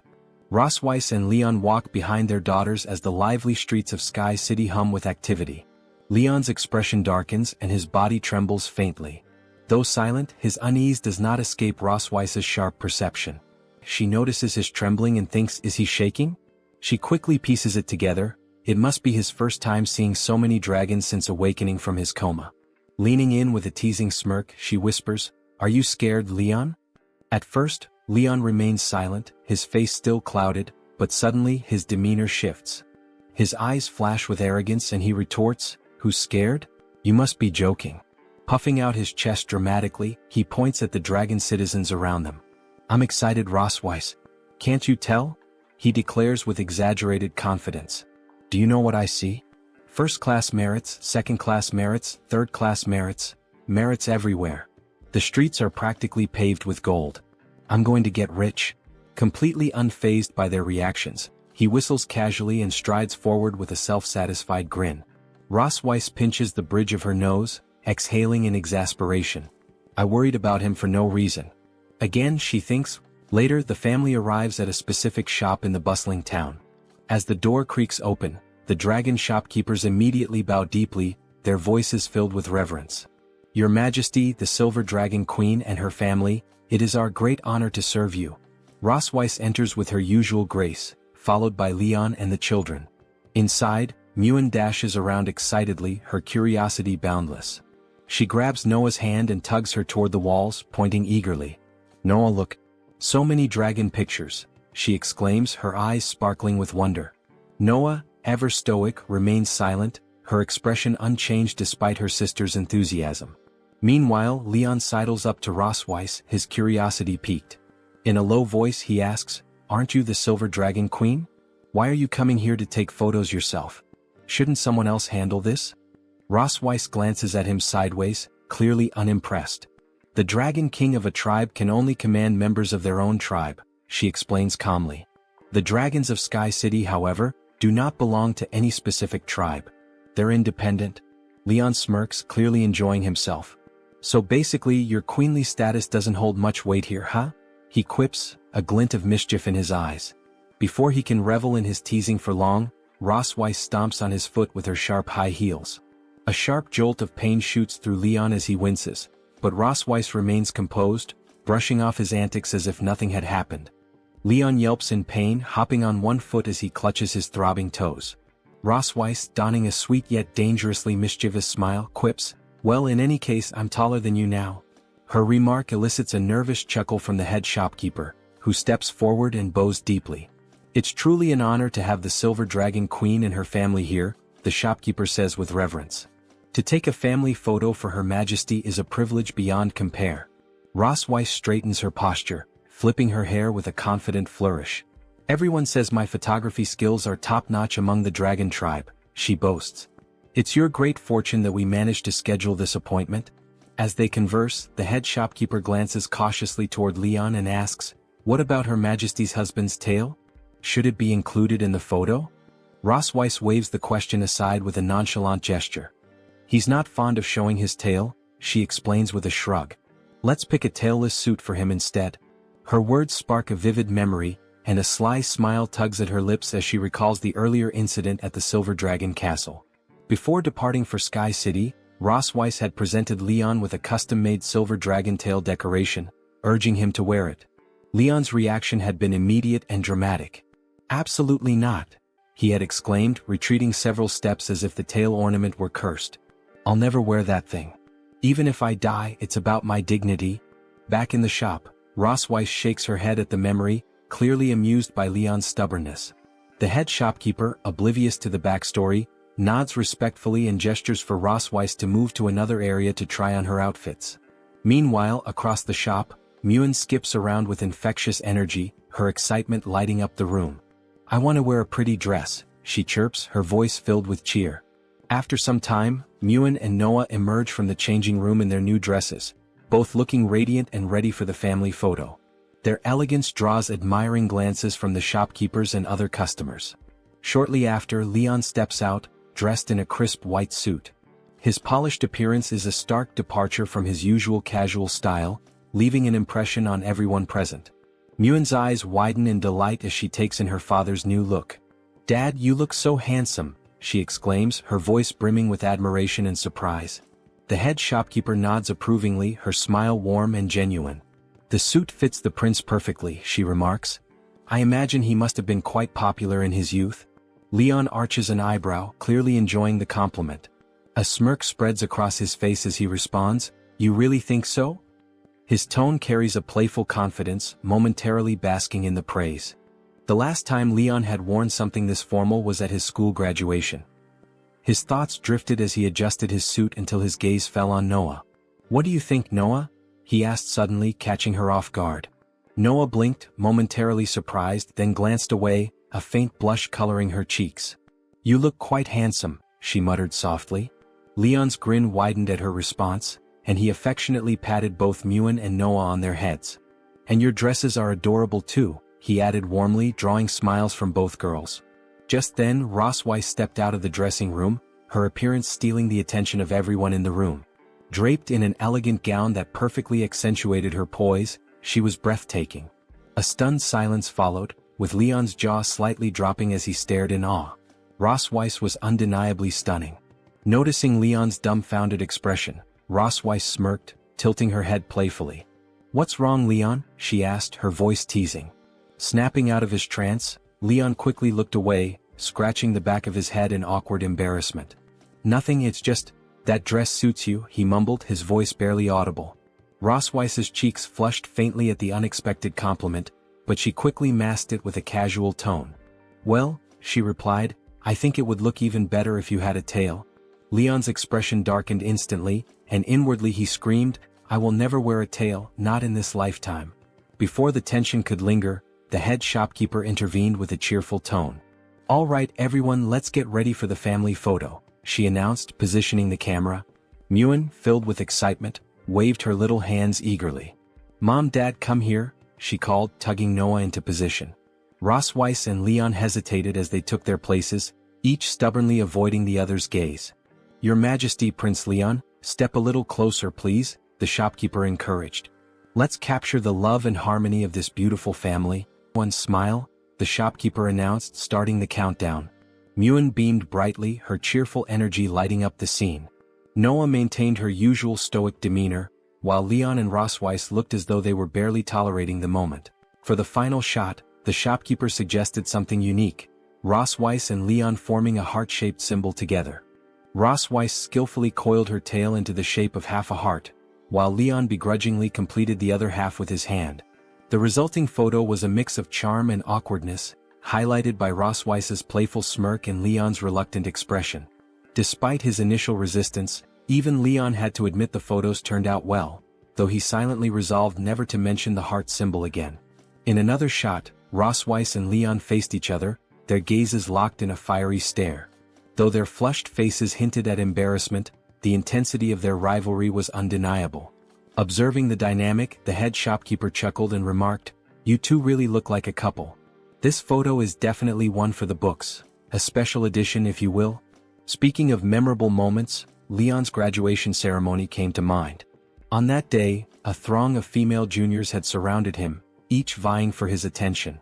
One timidly asked, "Senior Leon, can we take a photo together?"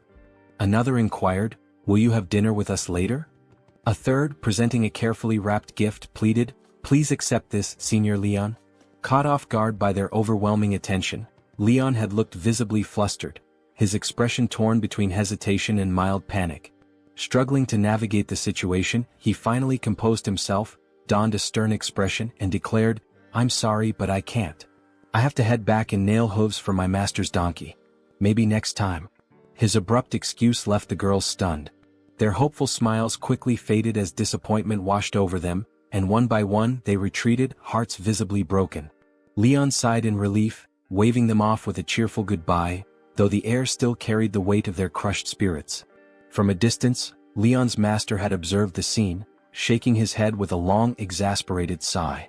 "Did this guy get kicked in the head by a donkey? What is wrong with him?" he muttered to himself.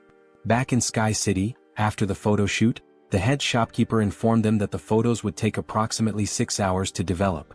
She suggested Her Majesty take a leisurely stroll through the city in the meantime. As they exited the shop, Muen cheerfully waved goodbye to the shopkeeper. Noah and Leon exchanged a glance, a silent yet telling moment, as if they both suspected something unusual. Suddenly, Muen grabbed Noah's hand and darted into the bustling streets, her excitement bubbling over as she urged him to look over there. Leon and Rosweiss followed at a more measured pace, their children's boundless energy far surpassing their own. As they walked, Leon glanced at Rosweiss, a faint smile tugging at his lips. "I never thought I'd get the chance to go shopping with you."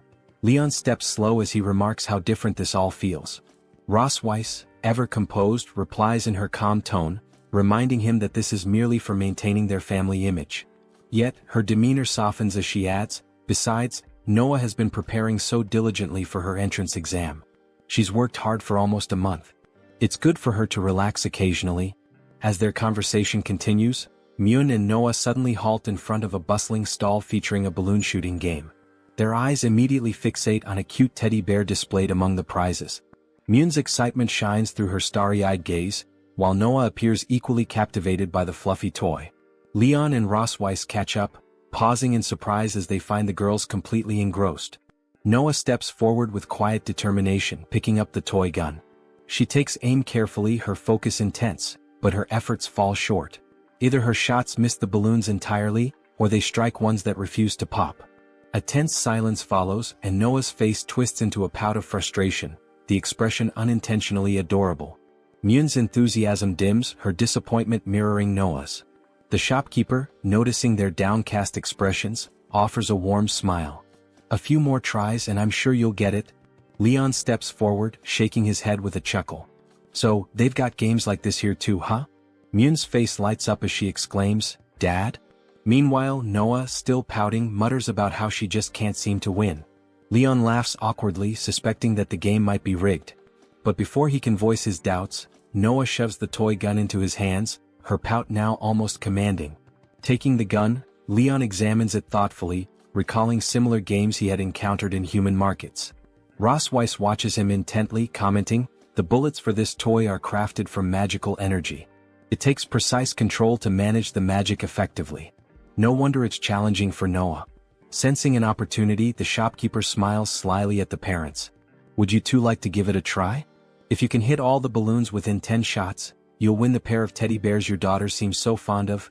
Internally, the shopkeeper smirks, proud of his strategy. Letting the children struggle first was a calculated move to draw their parents into spending more money. Leon glances at Myun and Noah, his voice gentle. Do you want the teddy bears? Noah huffs, crossing her arms and looking away. I'm not interested, she declares, though her tone betrays her real feelings. Beside her, Myun lowers her shoulders, her voice soft and wistful. Myun doesn't want them either. Despite their attempts to mask their desires, the longing in their eyes is unmistakable. Leon couldn't be fooled. Though Myun and Noah insisted otherwise, he knew they both wanted the teddy bears but were too proud to admit it. With a mischievous grin, he turned to Ross Weiss and, pointing at her, confidently declared to the shopkeeper, Give me 10 shots. She'll pay for it. Ross Weiss gasped in surprise, caught completely off guard. The shopkeeper, amused by their dynamic, chuckled and rubbed his hands together. That's the spirit. Leon picked up the gun, his expression shifting to one of intense focus. Memories of his training days at the Dragon Slayer Academy flashed through his mind. It had been a while since he'd held a weapon, and a twinge of nostalgia accompanied the familiar feeling. Meanwhile, Ross Weiss begrudgingly handed over the gold, the shopkeeper accepting it with a cheerful, thanks. Taking aim, Leon fired his first shot. Mississippi. Another shot. Miss again. Shot after shot yielded the same result, not a single balloon popped. The shopkeeper smirked, pride swelling as he watched Leon fail. He had tampered with the gun to make the game almost impossible, confident that no one could win. Leon, however, wasn't ready to concede. Tapping the gun lightly, he frowned, murmuring, What's going on? Inspecting the weapon carefully, he slid his left hand casually into his pocket, took a deep breath and steadied his aim. This time, his movements were precise, calculated, and smooth. One by one, the balloons burst with every shot. The shopkeeper's smug expression evaporated as disbelief overtook him. Leon spun the gun in his hand and smirked. Guess I just needed to test the sights first. Didn't expect to hit them all after that, he remarked coolly. The shopkeeper stood frozen, his mind racing as he struggled to comprehend what had just happened. Meanwhile, Ross Weiss offered a soft smile and said, Not bad. Myun, cheeks flushed with admiration, clutched her teddy bear tightly and exclaimed, Dad is amazing.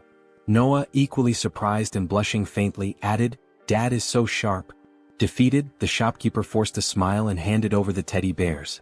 That's awesome, he said, his tone anything but sincere. Internally, he muttered, Just take them and leave already. Leon accepted the prizes graciously, his warm smile contrasting the shopkeeper's reluctant expression. Thank you, he said, his voice genuine as he turned back to his family, the girls glowing with happiness. Leon knelt before his daughters, handing a teddy bear to each of them with a gentle smile. These are for you, he said softly. Myun's face lit up with joy as she hugged her bear tightly, looking up at him with pure happiness. Thank you, Dad, she exclaimed.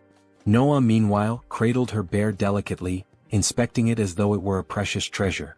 In a quiet voice, she murmured, Thanks, Dad. Ross Weiss stood to the side, observing the tender moment. A flicker of surprise crossed her expression as she took in the rare harmony and affection between them. Watching Leon, a thought crept into her mind. Though this guy often seems offbeat, there's a certain charm about him when he gets serious. Leon, catching her gaze, held his attention on her, noticing the contemplative look on her face. Something about it stirred a decision in him. Ross Weiss, sensing his stare, glanced back at him, puzzled by his lingering expression. His lips curled into a faint smile, and without any explanation he remarked, "Oh, I have some thoughts about Rosweiss too. Let's see where they lead." Later, the family continued their stroll through the bustling streets. As they walked, a little dragon girl pointed toward Rosweiss, tugging on her mother's sleeve. "I want that too," the girl said. Startled, the mother glanced at Rosweiss with a hint of surprise but chose to stay silent. Meanwhile, Leon recalled an earlier idea. He had decided that Rosweiss, his big baby girl, deserved a teddy bear of her own. True to his plan, he managed to procure a large, oversized bear and handed it to her. Rosweiss accepted the bear, holding it as she walked alongside the family. Her expression remained calm and unreadable, showing no reaction to the little dragon girl's remark. After all, the comment had been directed at the girl's mother, not her. Leon strolled leisurely, his hands clasped behind his head, breaking the silence with a chuckle. "Did you see the look on that shopkeeper's face at the end?" he asked. "It was like he finally got rid of us and his anger all at once." He recalled the moment vividly, how the shopkeeper's face had turned pale when Leon demanded another shot, the man's disbelief growing as he realized Leon's inevitable victory. Rosweiss responded in her usual composed tone. "If it had been me," she remarked coolly, "I'd have advised you not to waste your time on such a childish game." Leon turned to her with a grin. "Come on," he said. "We're out here together. It's good to have a little fun." Tilting his head, he asked playfully, "Unless you didn't enjoy it?"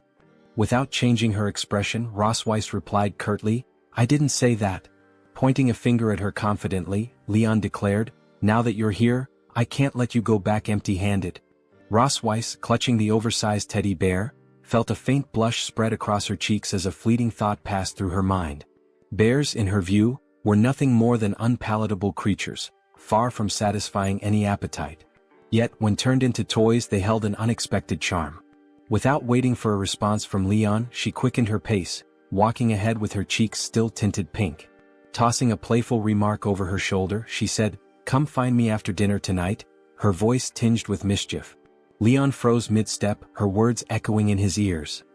He stood rooted in place, wide-eyed, a wave of surprise washing over him.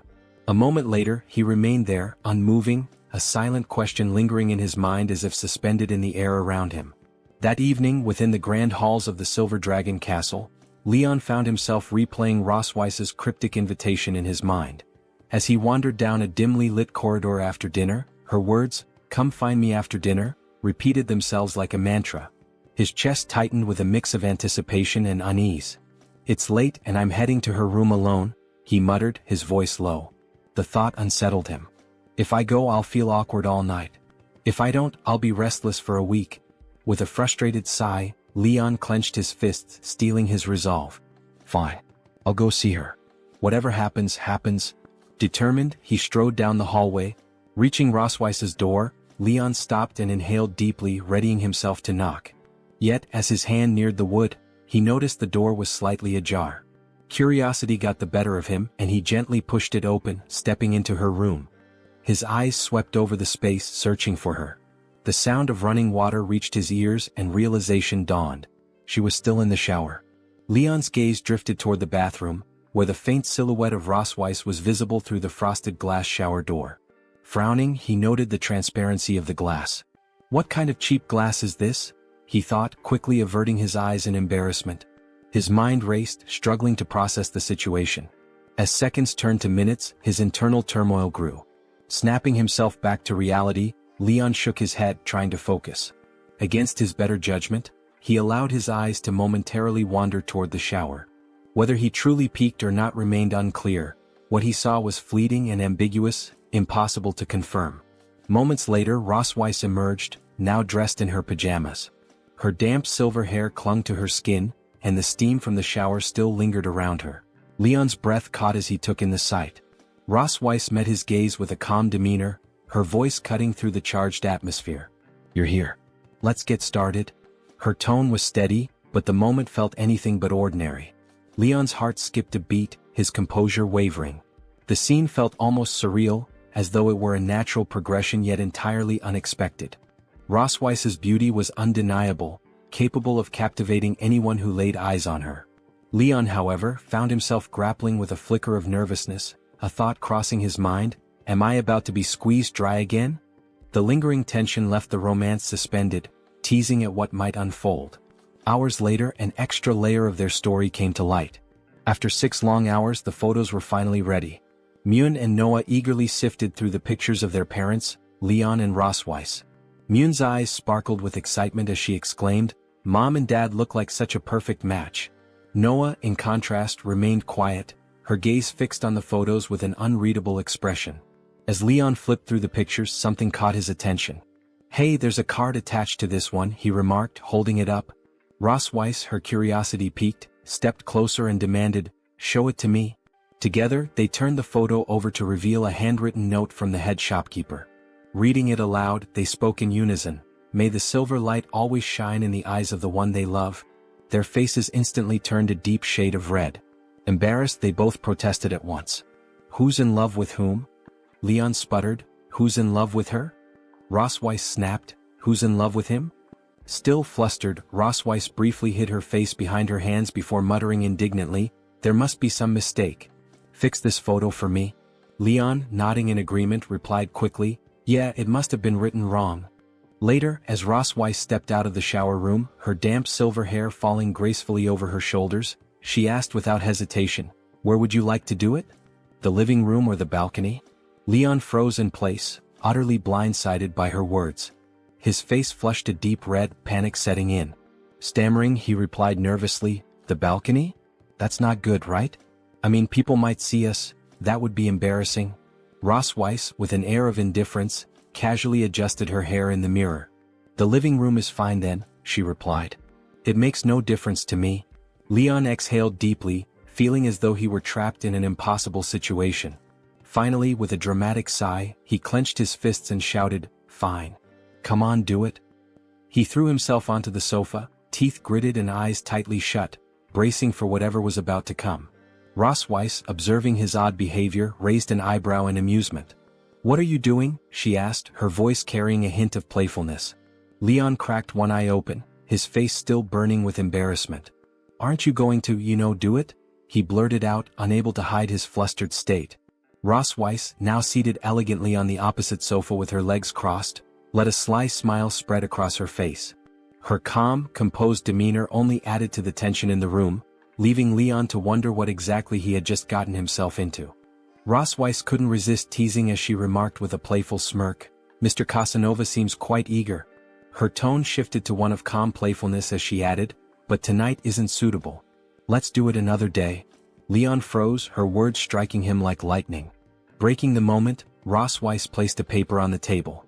Leon, quickly composing himself, sat upright on the sofa and coughed awkwardly before asking, "What's this?" Rosweiss adjusted her posture and explained, "These are test questions from St. Heath Academy. They used to evaluate viviparous families in the past. The questions focus on the partner's living habits, personalities, and shared experiences." She placed more papers on the table and continued, "We need to get these answers right in advance. If we can't respond properly later, it could affect Noah's admission evaluation." Leon picked up the paper, skimming through the questions. With a skeptical look, he commented, "These are like questions from one of those cheesy couples' tacit understanding games." Rosweiss raised an eyebrow and replied, "Cheesy or not, they're important." Leon shrugged, scanning the paper further. "They're asking about stuff like your partner's favorite color, a phrase they often say, where you went on your first date, or which book they like to read." "Really?" Looking up, he asked, "All right then, Rosweiss, what's your favorite color?" "Black," she replied calmly, then returned the question, "What about you?" "Silver," Leon answered without hesitation. Their eyes locked, an unspoken realization settling between them. The intensity of their gaze grew until both became self-conscious, their faces flushing red. They quickly turned away, brushing off the moment. "It's just a coincidence," Rosweiss muttered, glancing to the side. "Yeah, just a coincidence," Leon agreed, scratching the back of his head and looking in the opposite direction. Clearing her throat, Rosweiss snapped their focus back to the task. "In any case, we need to test how well we know each other." "Fine by me," Leon replied, grabbing a pen.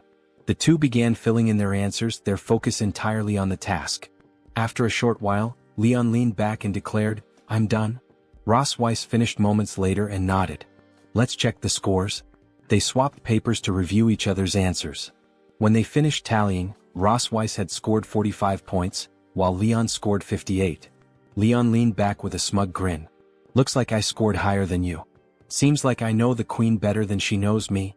Glancing at her score, she felt a mixture of frustration and surprise. Thoughts raced through her mind.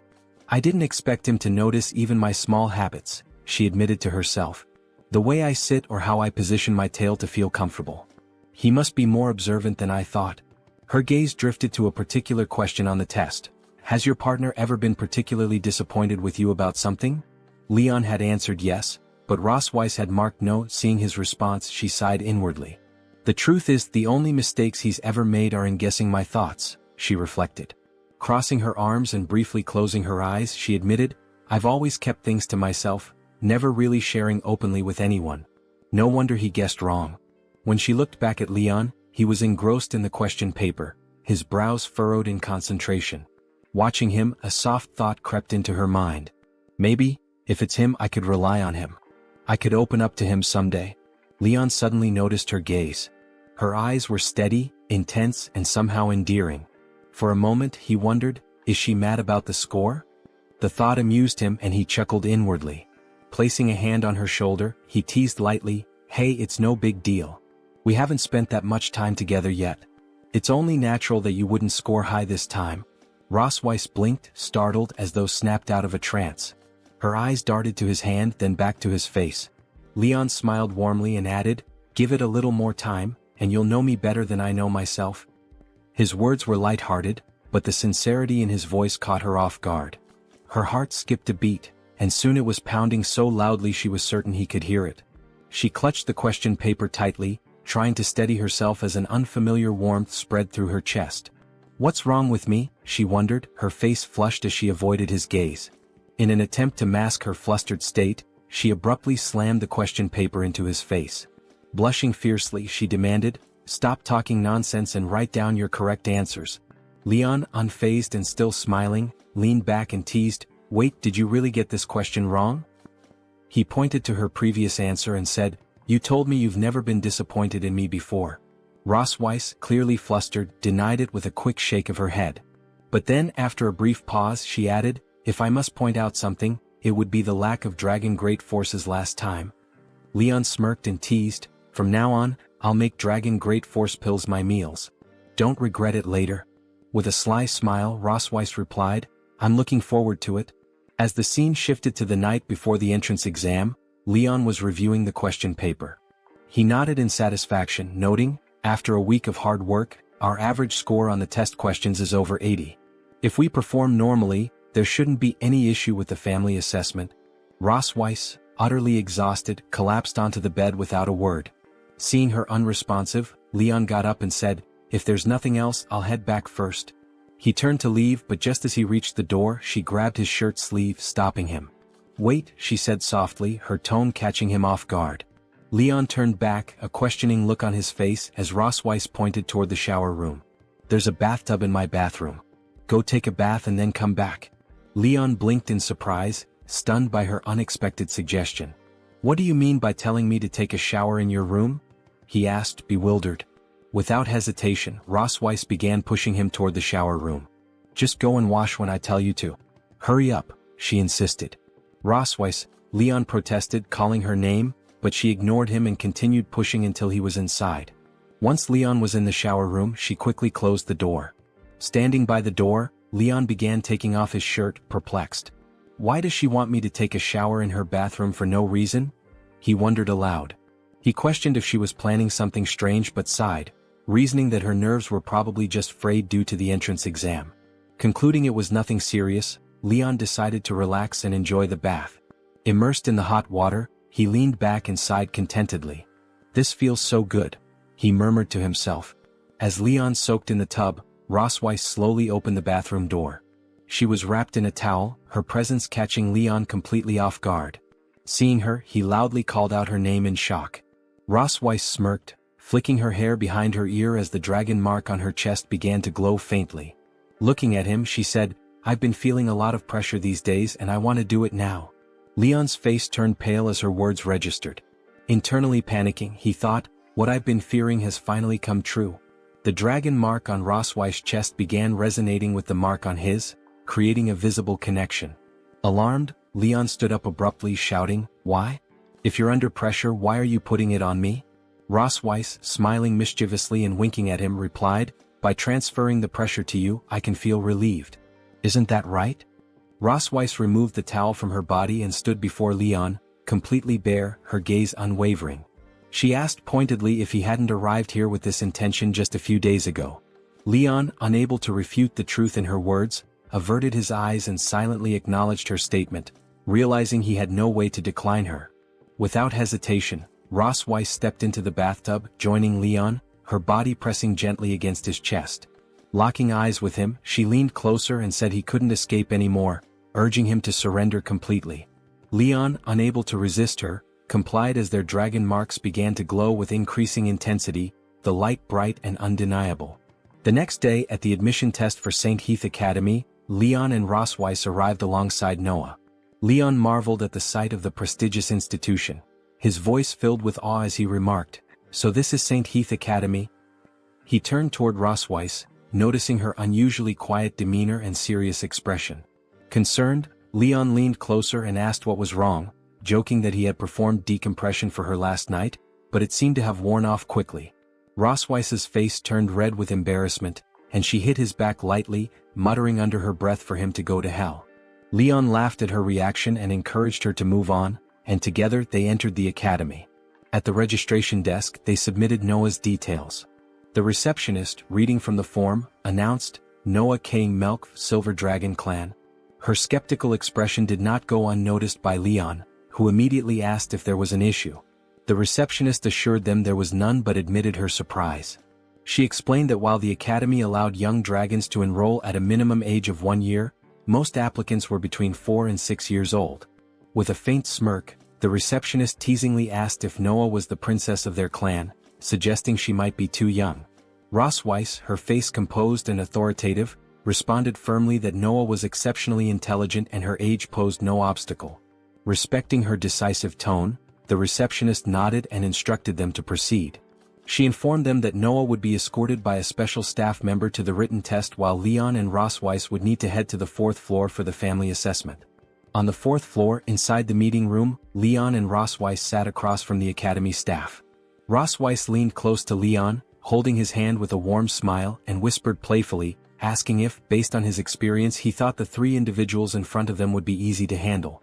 Leon glanced at them, his face stoic and disinterested. In a low voice he replied that they looked easy to kill. Reflecting silently, he noted that the version of himself from before Ross Weiss had captured his heart would have eliminated all 3 in under 50 rounds. His expression darkened, his jaw clenched, and his body radiated a palpable killing intent. Tightening his fist, Leon whispered to Ross Weiss that if these individuals dared to prevent Noah from attending the academy, he would confront them with his sword. The 3 academy staff, although maintaining their composure outwardly, could feel the overwhelming intensity of Leon's aura. Internally, they acknowledged him as a truly intimidating and imposing parent. An older man, introducing himself as Walter Wilson, the vice principal of St. Heath Academy, calmly explained that he would be overseeing their assessment for the day. His demeanor was composed as he reassured them not to be nervous, advising them to simply relax and answer his questions. Ross Weiss forced a polite smile and nodded, while Leon, offering a strained smile, silently assessed the man. He couldn't shake the feeling that this vice principal wasn't as simple as he appeared and wondered if something unusual might be about to happen. The vice principal then posed a question. Did they remember the date of their wedding anniversary?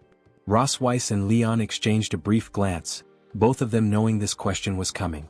Back in their bedroom at Silver Dragon Castle, Ross Weiss had once told Leon that they needed to be prepared if anyone ever asked about their anniversary.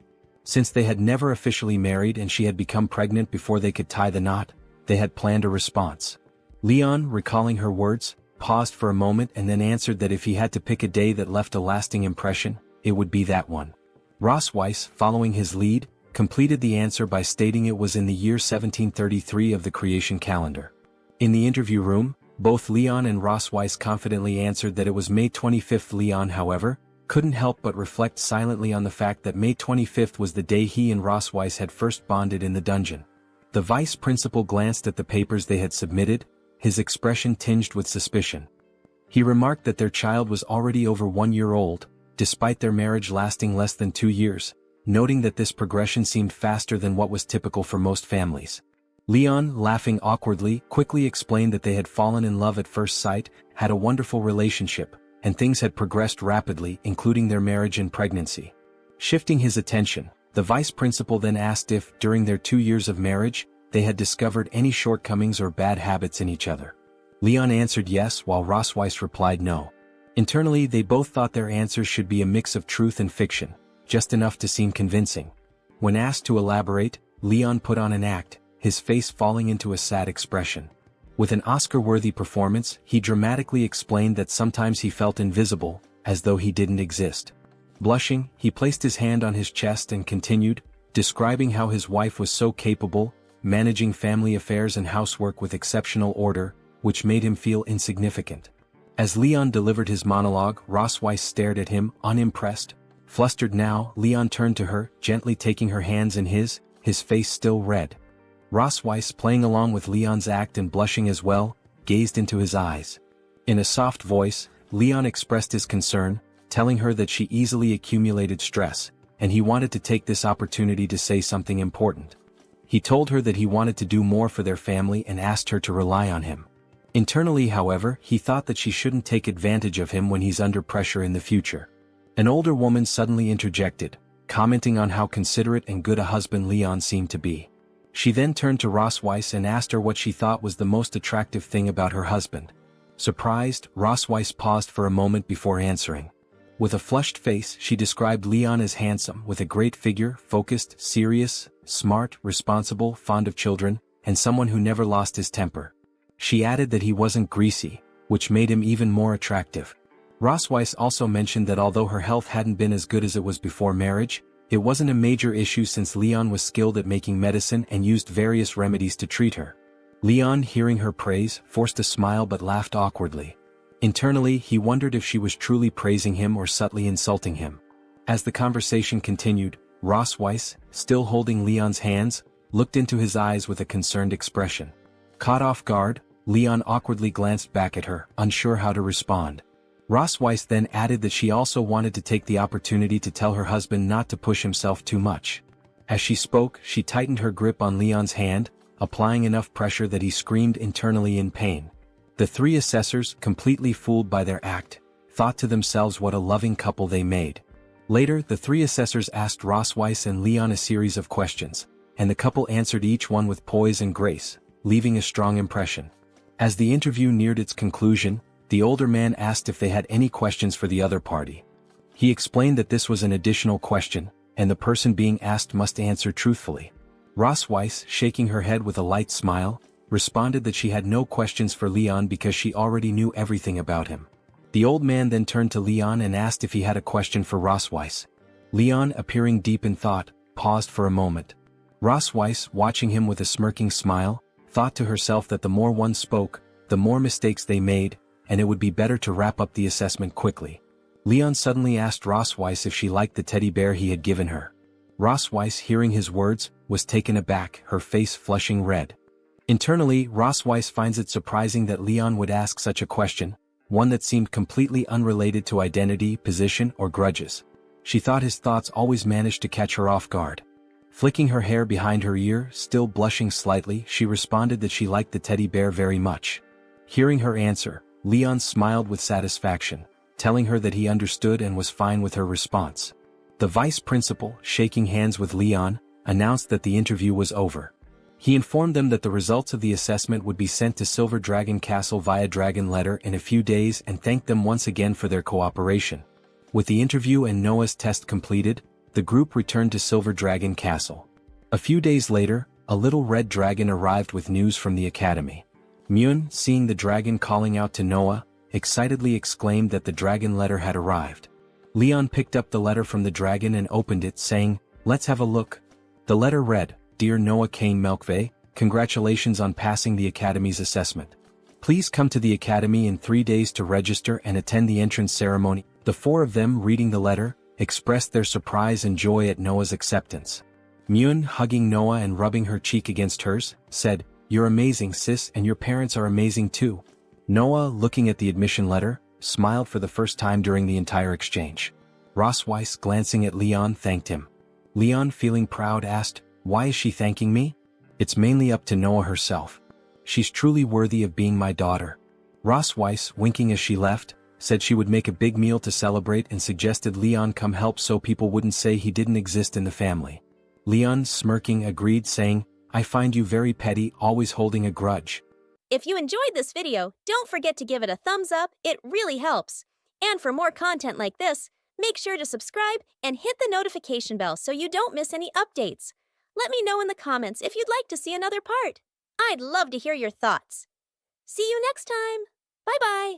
The entrance ceremony at St. Heath Academy was underway, with the vice principal standing on stage to congratulate the students on passing the assessments and welcoming them to this prestigious event. His speech emphasized the significance of the occasion, highlighting the importance of the families who had qualified to enroll their children. He spoke at length about how many new students had demonstrated exceptional academic performance, attributing such excellence to the foundation of a harmonious family environment. Seizing the opportunity, he invited some of these families to share their experiences with the audience. Among those called to the stage was Noah Kane Melkvi, one of the top-ranked students in the freshman class, along with her family. Upon hearing this announcement, Myun quickly realized that her parents and sister were being summoned, a fact confirmed by a subtle nod from the Silver Dragon maid, Anna. As Leon, Rosweiss, and Noah stepped onto the stage, the audience greeted them with applause, and the staff welcomed them with approving gestures. Leon, wearing an awkward smile, couldn't help but reflect on how he had ended up in this situation. The answer lay in what had transpired an hour earlier. Just before the ceremony, the principal had informed them that Noah had achieved the highest score in the entrance exam, while their family had secured first place in the family assessment. With this recognition, the vice principal had requested them to represent the freshmen and deliver a speech at the event.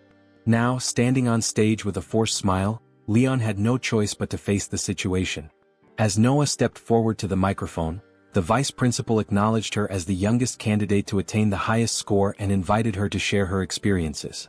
The audience turned their attention toward her, waiting expectantly. Displaying confidence and composure, she began by expressing admiration for her mother, describing her as a powerful dragon and a role model who had always inspired her.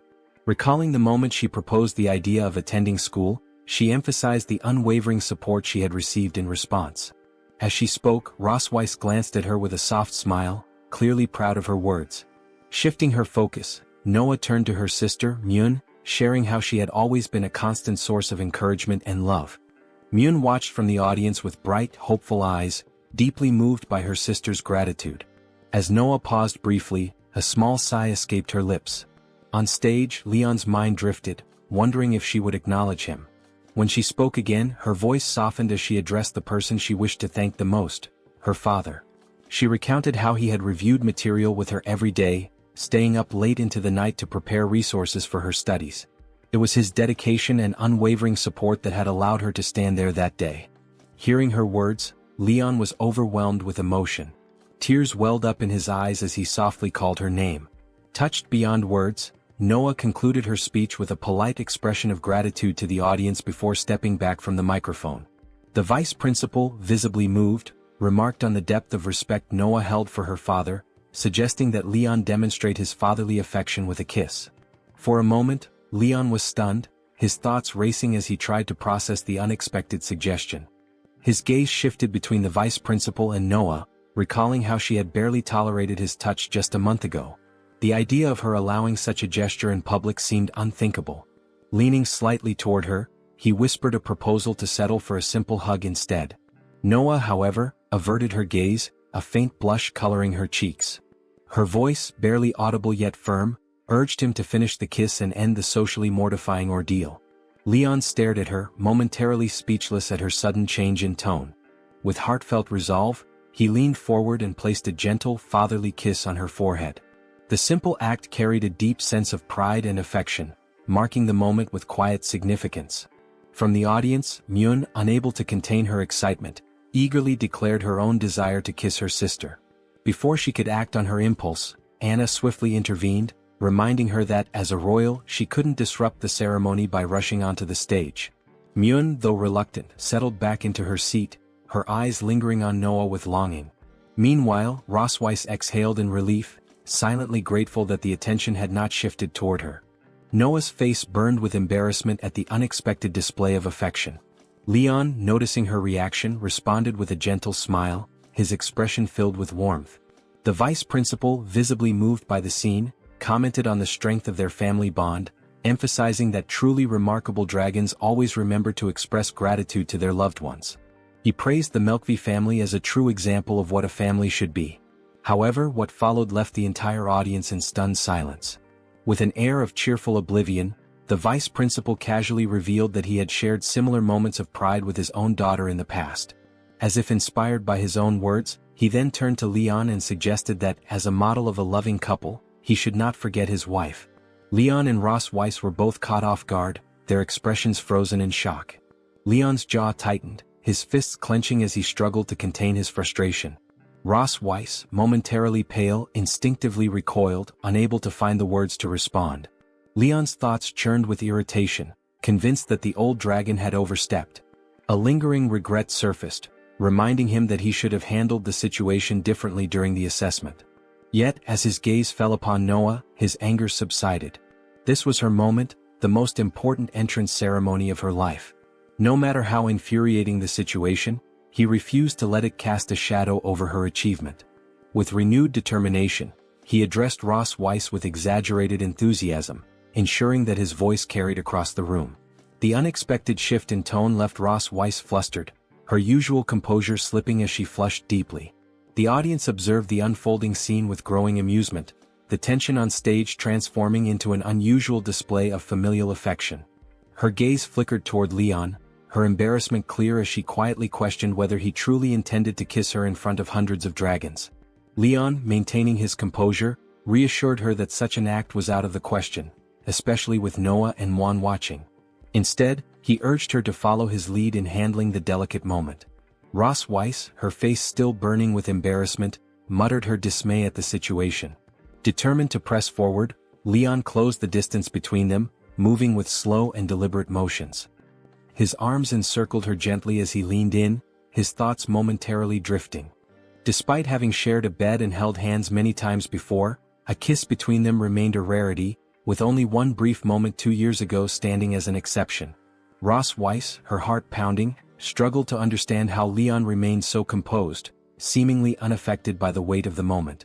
Pushing aside her thoughts, she resigned herself to what was about to happen, closing her eyes in anticipation of the kiss she expected on her lips.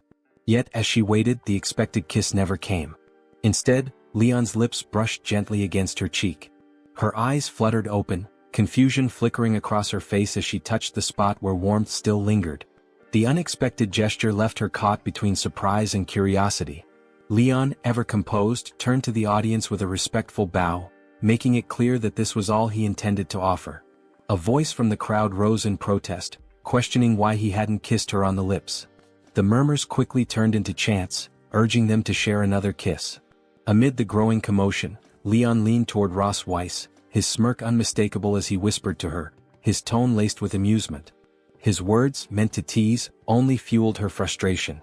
Her jaw tightened, fists clenching as irritation burned within her. The thought of being used to relieve his stress made her seethe with silent rage. If not for the watchful eyes of the audience, she might have acted on her instincts, pinning him down to exact her revenge. But for now, she forced herself to swallow her pride. The day was far from over, and patience would grant her a better opportunity, perhaps once they returned to the Silver Dragon Castle. The vice principal, delighted by the laughter and warmth the Melkvi family had brought to the ceremony, expressed his gratitude before inviting them to step down and take a well-earned rest. With that, Ross Weiss, Leon, and Noah descended the stage together, their presence still lingering as the event moved forward. The entrance ceremony eventually reached its conclusion. As they left the academy grounds, Ross Weiss turned to Noah, her voice carrying a firm yet gentle tone. She informed her daughter that they would be leaving and would return to pick her up the following weekend, reminding her to take care of herself in the meantime. Noah, with a quiet nod, reassured her mother that she would. Muan, unable to hide her emotions, clung tightly to Noah, whispering her wish to stay by her sister's side. Noah, offering a warm smile, comforted her, promising that she would miss her as well. Leon, ever practical, added his own reminders, emphasizing the importance of eating on time, not being picky with food, and dedicating herself to her studies. He reassured her that if anything ever confused her, she could always ask him when she returned home for the holidays. Above all, he stressed the need to visit the academy doctor if she ever felt unwell, warning her not to be stubborn about it. Noah, caught between mild irritation and amusement, reassured Leon that she already understood everything and was no longer a child. Leon, grinning, shifted the focus to Ross Weiss, playfully suggesting that the words were actually hers, spoken in a drunken state. He claimed that she had been too embarrassed to say them herself, so he was simply delivering the message on her behalf. Ross Weiss, arms crossed and expression firm, dismissed his remark as complete nonsense. Leon, without missing a beat, adopted a more serious tone. He advised Noah to keep her distance from classmates with bad personalities but made it clear that if anyone attempted to bully her, she had his full support to fight back. Noah, arching an eyebrow, questioned whether he had ever done the same during his own school years. With a knowing wink, Leon admitted that every time he got into a fight, his teacher, who happened to be her grandfather, would drag him home and discipline him accordingly. Still, he reassured her that there was no need to worry, as he would never punish her for something so trivial. Muan, clinging to his legs, listened closely, absorbing the exchange between them. Noah, after a brief pause, acknowledged his words with a small smile. Within the study room of the Silver Dragon Castle, Ross Weiss sat in quiet contemplation, her attention fixed on an ancient tome. The book detailed a forbidden magic known as the Blood Curse, a spell that could only be cast once in a lifetime. Its power required blood as a medium and claimed the caster's life as payment for its devastating effect. As she read, a faint smirk played on her lips. The concept intrigued her, and she mused that with proper refinement, it could become a useful tool for her own purposes. The stillness of the room was disrupted by the subtle movement of a shadow slipping inside. Without looking up, Ross Weiss acknowledged the presence and inquired about the person's return. Shirley, her trusted maid and a member of the Silver Dragon clan, confirmed her arrival and stepped forward with a report. Ross Weiss, wasting no time, questioned the progress of the investigation. Shirley regretfully admitted that no success had been achieved. Tiger Lawrence and his wife had vanished without a trace within the Empire. Their disappearance was marked by an almost surgical erasure of information, leaving her subordinates unable to uncover any leads. The revelation caught Ross Weiss's full attention. She pressed for clarification, and Shirley elaborated, explaining that all traces of the couple had been wiped clean, suggesting the involvement of someone highly skilled. Ross Weiss, recalling Leon's earlier description of his master as nothing more than a simple old farmer, recognized the glaring inconsistency. It became evident that there was far more to the man than appearances suggested. Before dismissing her maid, she issued a firm directive. Shirley was to prioritize her safety while continuing the investigation and to report any developments immediately. Shirley acknowledged the command with unwavering loyalty. In the garden of the Silver Dragon Castle, Leon stood swinging a branch with all his strength, channeling his full power into each motion. After demonstrating, he turned his attention to Muan, calling her over and instructing her to swing the stick down with force, just as he had done. Muan, filled with enthusiasm, eagerly complied. She grabbed the stick and began swinging it wildly, her movements lacking precision or coordination. Leon observed her for a moment, uncertain how to respond to her chaotic efforts. Deciding to intervene, he stepped forward and began guiding her through the proper technique. He carefully adjusted her grip, demonstrated the correct way to swing, and helped her position herself properly. As the lesson continued, Ross Weiss arrived in the garden. The moment Muan saw her, her face lit up, and she cheerfully acknowledged her mother's presence. Leon also took notice, commenting on her return from her rounds. Ross Weiss responded only with a smirking smile, her gaze meeting Leon's with quiet amusement. Muan wasted no time running to Ross Weiss, wrapping her arms around her mother in a tight embrace. Ross Weiss gently patted her daughter's head and asked if she had listened to her father that day.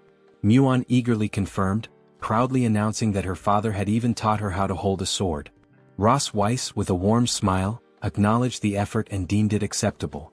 She then informed Muan that dinner would be ready soon, mentioning that she had asked the chef to prepare steak. Upon hearing this, Muan's eyes sparkled with excitement. She loudly declared her love for steak before skipping away joyfully, singing a song about it as she left. Anna, who had been nearby, followed her little highness, ensuring she made her way to the castle. Leon and Ross Weiss remained in place, watching Muan until she disappeared from view. As the moment passed, Ross Weiss turned to Leon about to speak. Before she could say anything, Leon suddenly swung the wooden stick toward her with impressive speed. The movement caught Ross Weiss completely off guard. She froze as the branch came to an abrupt stop just near her throat.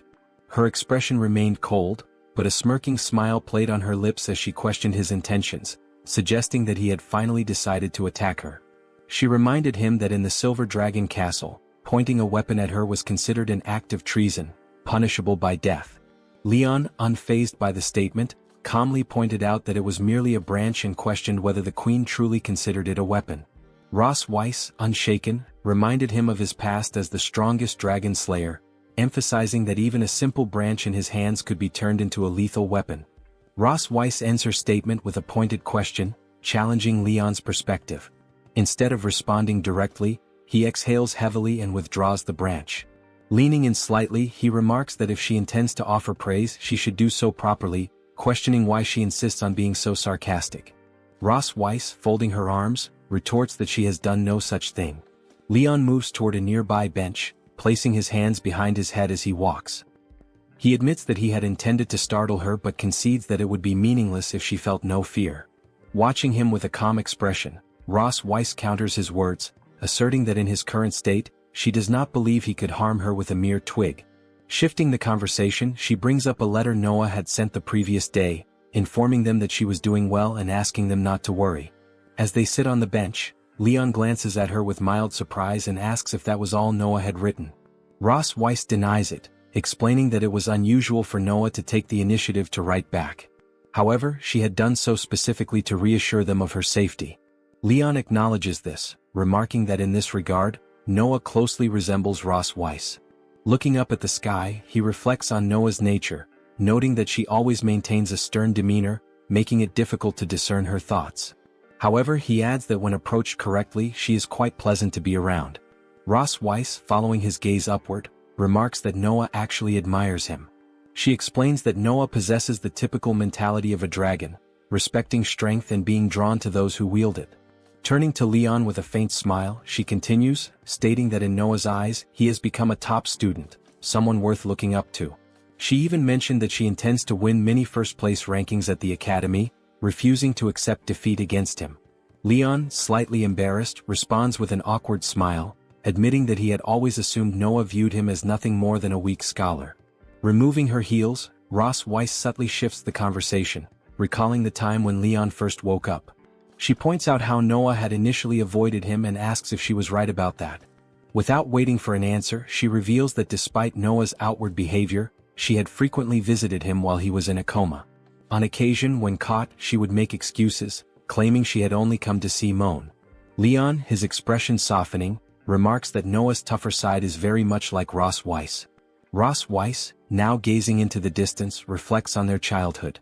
She recalls how, as infants, Noah and Moan would cry inconsolably, only to calm the moment they were placed next to Leon. She muses that perhaps, even before anyone had realized it, the bond of blood had already tied them together. Leon lowers his gaze, his expression tinged with sadness as he looks at his hands. Quietly, he reflects on the strangeness of blood relationships. His thoughts drift back to his past, recalling his childhood as an orphan, a time when the love of parents was something he had never known. Family affection had been an unfamiliar concept, something distant and unattainable. It wasn't until he turned 5 that his master and his wife adopted him, treating him as their own son.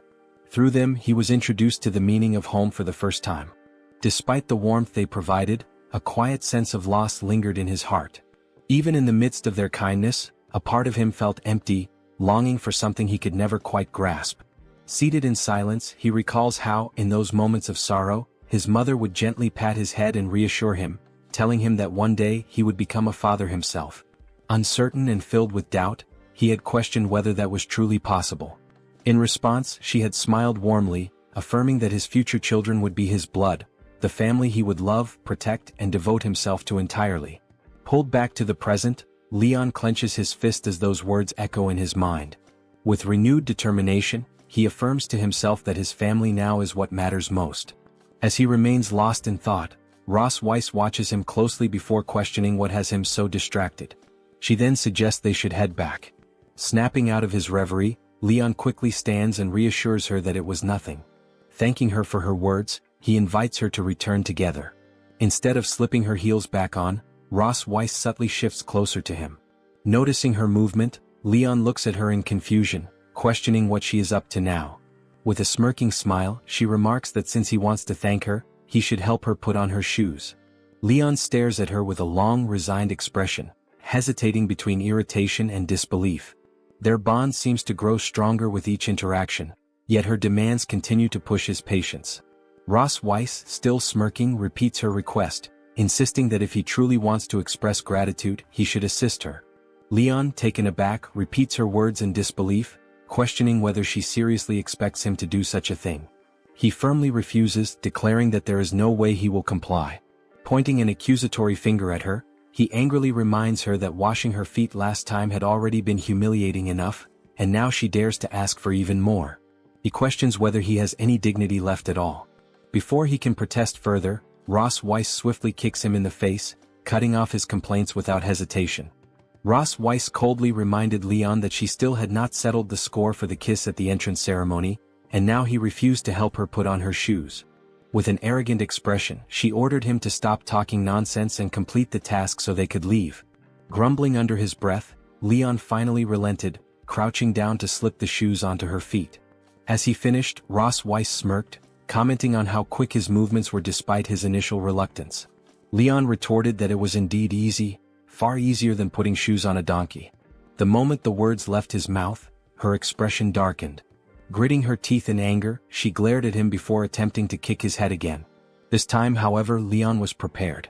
Smiling, he bent backward, effortlessly dodging her attack as her leg cut through the air. Without wasting a moment, he sprang up and darted off, taunting her as he ran. Calling back over his shoulder, he mockingly declared that as long as he was fast enough, she would never catch him. Ross Weiss stood still, fists clenched, her glare following his retreating figure. Though he had escaped for now, she silently vowed that no matter how fast he ran, nothing would save him from what awaited him that night. The details of what transpired that night remain unknown, but one can only imagine how things unfolded. A few days later, Leon, Ross Weiss, and Muon stood outside, waiting. As Ross Weiss and Leon turned their gaze to the sky, Muon, filled with excitement, eagerly pointed upward, signaling for them to come closer. A massive dragon flew overhead at incredible speed. Its sheer size caught Leon's attention, standing several times larger than Ross Weiss's transformed form. The approaching creature was a leviathan, a giant dragon renowned for its endurance and impressive stature. Observing it carefully, Ross Weiss noted that despite its overwhelming size, it was not particularly powerful. Its exceptional stamina and stable emotions made it the perfect transporter for the dragon clan.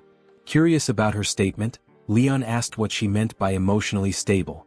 Ross Weiss explained that a leviathan's temperament remained calm throughout its thousands of years of life, never losing its temper even once.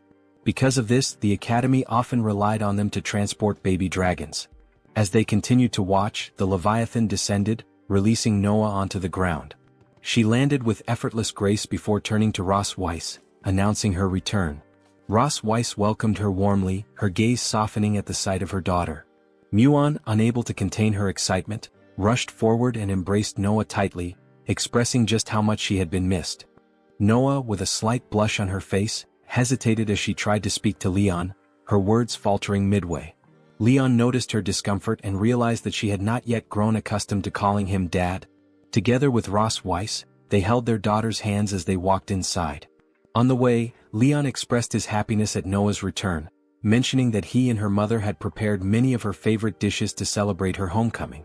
Once inside the Silver Dragon Castle, Noah presented her test papers to Leon and Ross Weiss, proudly listing her achievements. She had secured first place with full marks in several subjects, including Basics of Alchemy Machinery, Introduction to Magic, Young Dragon Edition, and History of the Dragon Clan, Young Dragon Volume.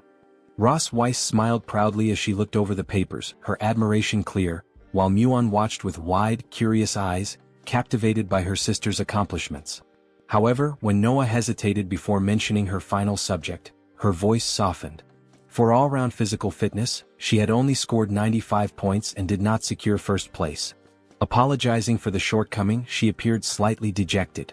Despite this, Ross Weiss, still immensely proud, reassured her daughter with a gentle tone, telling her there was no need to apologize, as her performance was already extraordinary.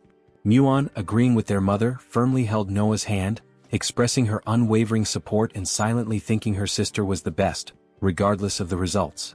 Meanwhile, Leon carefully examined the test papers, a smile of mixed emotions crossing his face as he looked at his two daughters.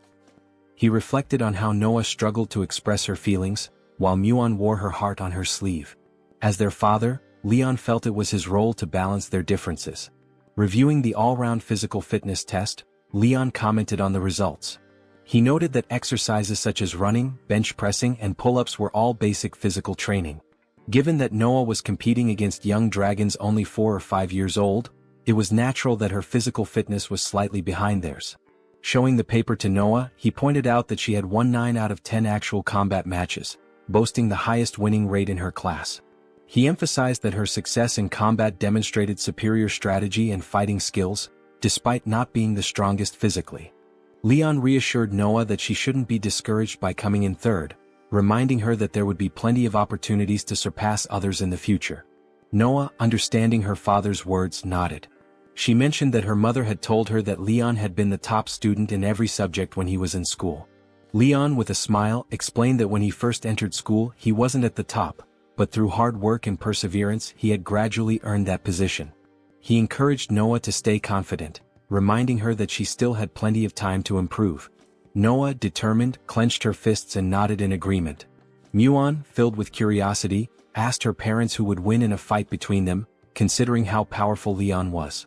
Leon and Ross Weiss, placing their hands on their chests, each expressed confidence in their own abilities, with Leon asserting it would be him and Ross Weiss claiming it would be her. The playful rivalry between them escalated, as they exchanged glances and their competitive spirits flared up. Leon, chuckling, boasted about his combat prowess, confident that no one could match him in hand-to-hand weapon or magic combat. Ross Weiss, folding her arms with a smirk, responded that while she hadn't won as many honors as Leon, she focused on winning the key games. The two continued their playful rivalry, teasing each other with hidden meanings in their words, especially with the children listening nearby. Leon smirked, referring to their time in the dungeon and joking that the reason they had 2 daughters was that Ross Weiss had failed to beat him. Without warning, Leon and Ross Weiss dashed out of the room, both eager to demonstrate their strength in a fight. Muon and Noah awkwardly watched them before chasing after their parents. Noah grabbed Muon's hand, urging her to catch up. As Leon and Ross Weiss began warming up outside, Muon and Noah sat down to observe. Muon expressed her curiosity about who would be stronger, asking Noah if her guess was correct. Noah, recalling what their teacher had said, mentioned that watching masters compete often helps improve their own fighting skills. Ross Weiss, with a mocking glance at Leon, suggested that his body probably wasn't fully recovered yet to fight her, teasing him. Leon, smirking, replied confidently, dismissing her concern and stating that this rare opportunity to fight the Silver Dragon Queen must be seized. Ross Weiss, still smiling, proposed making the fight more interesting with a bet. She explained that if Leon won she wouldn't touch him for a month. But if she won he would have to fulfill one of her requests. Leon, hearing her proposition, became serious, wondering what kind of demand she might make, but he agreed, thinking the risk was worth it. He was happy at the thought of having a month off, something he wouldn't have dared to imagine under normal circumstances. With determination he accepted the bet. Ross Weiss, confidently smiling, was ready to begin. Leon, equally confident, grinned as the fight began, filled with intensity. Both fighters studied each other with unwavering focus, ensuring that no movement went unnoticed. The anticipation built as they awaited the signal to begin the duel. Nearby, Noah and Muon sat on a bench, eating popcorn while eagerly watching their parents prepare to clash. Muon, enjoying the sweet taste of her snack, absent-mindedly swung her legs. In an unfortunate moment, her foot struck a bottle of pineapple juice beside her, knocking it over. She reacted instantly, reaching out to catch it, but the bottle had already tipped. The liquid spilled onto the ground just as Leon and Ross Weiss remained on edge, their heightened awareness mistaking the sudden motion for the cue to begin. The instant the juice container touched the ground, both fighters sprang into action. Leon moved first, his serious expression reflecting his respect for the duel. With a powerful stomp, he propelled himself into the air, gathering energy into his right fist before launching a devastating punch toward Ross Weiss. Anticipating his attack, she raised her arms in defense, bracing herself for impact. The charged strike connected with her block, generating enough force to crack the ground beneath her feet. Despite absorbing the hit, she seized the moment, countering with a swift tail strike aimed at his chin. Leon reacted instantly, gritting his teeth as he leaned back to avoid the attack. Rosweiss, not letting up, swung her tail once more in rapid succession. He continued evading, planting both hands on the ground and flipping backward with fluid precision. As her offensive momentum waned, he shifted his stance, transitioning to balance on one hand. In one smooth motion he redirected his weight, infused magic into his left foot, and delivered a powerful kick. Rosweiss raised her arms to block, but this strike carried far greater force. The impact sent her skidding backward, her feet carving deep trails into the sand. She barely managed to stabilize herself, lowering one hand to the ground as she reassessed the fight. A realization dawned on her: physical combat put her at a disadvantage. A change in strategy was necessary. Channeling magic into her hands, she prepared to unleash her dragon flames. The energy swirled around her, lifting the sand as its raw power surged. Leon observed her movements, recognizing the shift in her approach. Without hesitation, she divided the condensed flames into multiple projectiles and unleashed them in his direction. He responded by sprinting to the side, narrowly avoiding the incoming attack. Upon impact, the flames exploded with deafening force, leaving deep craters in their wake. The battlefield transformed as she adjusted her offense, controlling the space and restricting his movements. From their seats, Noah and Muin watched intently. The tide of battle seemed to turn against their father. Muin's previous excitement gave way to concern as she stared at him, questioning whether he was at a disadvantage. Noah, maintaining a composed demeanor, analyzed the fight. Based on her observations, she identified their combat strategies. Leon relied on close-range attacks and evasive maneuvers, while Rosweiss focused on controlling the distance with ranged magic. The ongoing exchange suggested that Rosweiss lacked confidence in direct confrontation, relying instead on creating openings through sustained pressure. Muin's worry gradually shifted to admiration as Noah's explanation provided clarity. The battle remained unpredictable, but the unfolding clash revealed far more than mere strength. It was a test of adaptability, precision, and the ever-shifting balance between power and strategy. A bright expression lit up her face as she leaned toward Noah, admiration evident in her gaze. Noah's cheeks flushed slightly at the praise and she looked away, downplaying her knowledge as something merely taught in class. On the training ground, Rosweiss pressed her attack against Leon, unleashing dragon flames with precise control. She had already recognized that he couldn't unleash his full strength while evading her magic. A confident smirk appeared as she increased the intensity, forcing him into a constant retreat. The flames exploded around him, some narrowly grazing past, while the impact sent sand and debris scattering in every direction. Leon remained focused, dodging each strike while occasionally glancing back. His confidence remained unshaken, though Rosweiss was far from impressed. Without hesitation, she refined her approach, gathering energy into her hands and condensing the flames into two massive forms. The blazing projectiles moved with intent, closing in on Leon from both sides, leaving no room to escape. His eyes widened as he searched for an opening, but none presented itself. The battle intensified as both fighters matched each other's strength.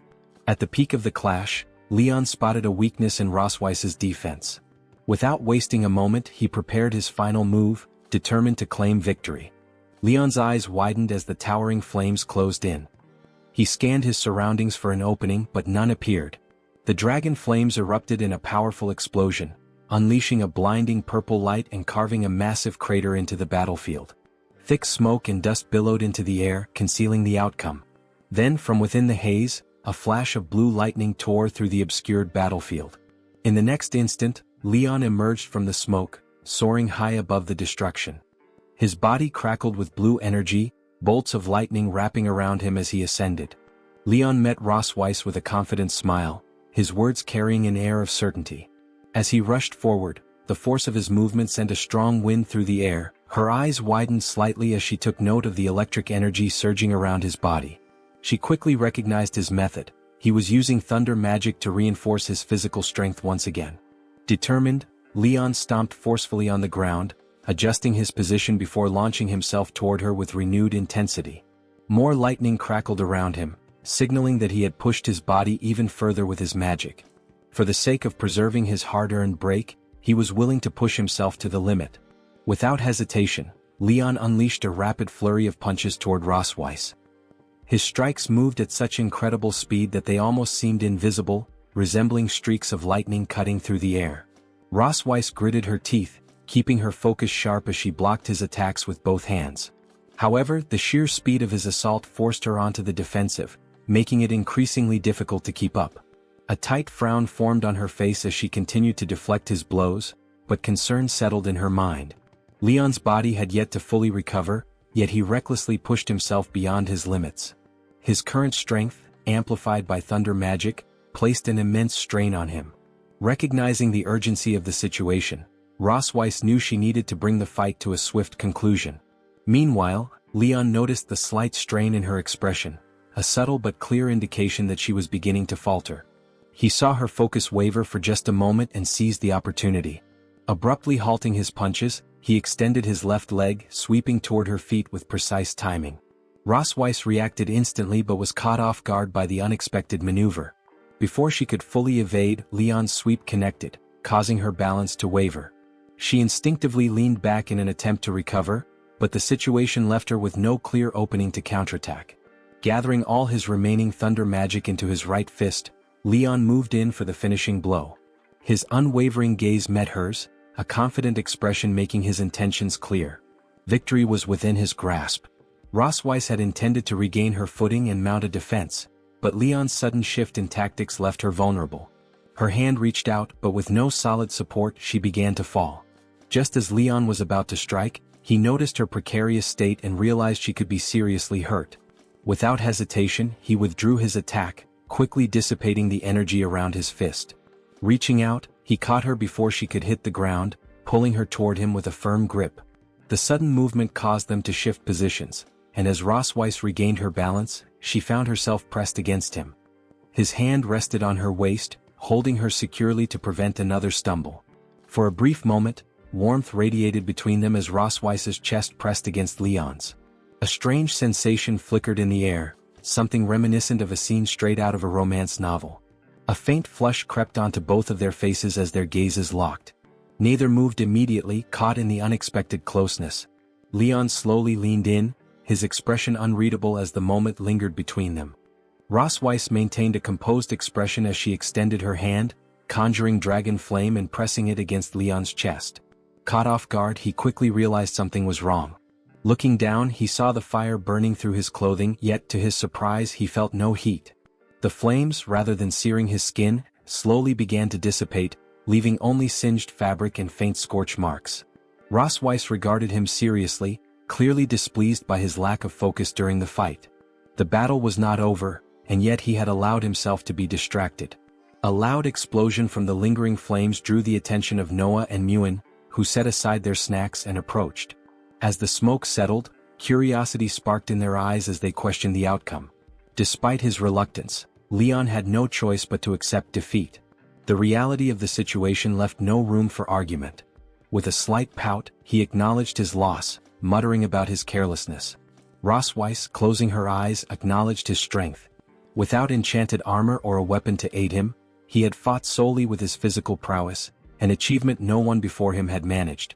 Leon clenched his fists, his pride refusing to let the matter rest. He remained convinced that if he had fought with everything he had, victory would have been his. However, with defeat came the obligation to fulfill the terms of their bet. Rosweiss smiled mischievously, reminding him of their agreement. The weight of her words struck him like an arrow, realization sinking in as he recalled what he had agreed to.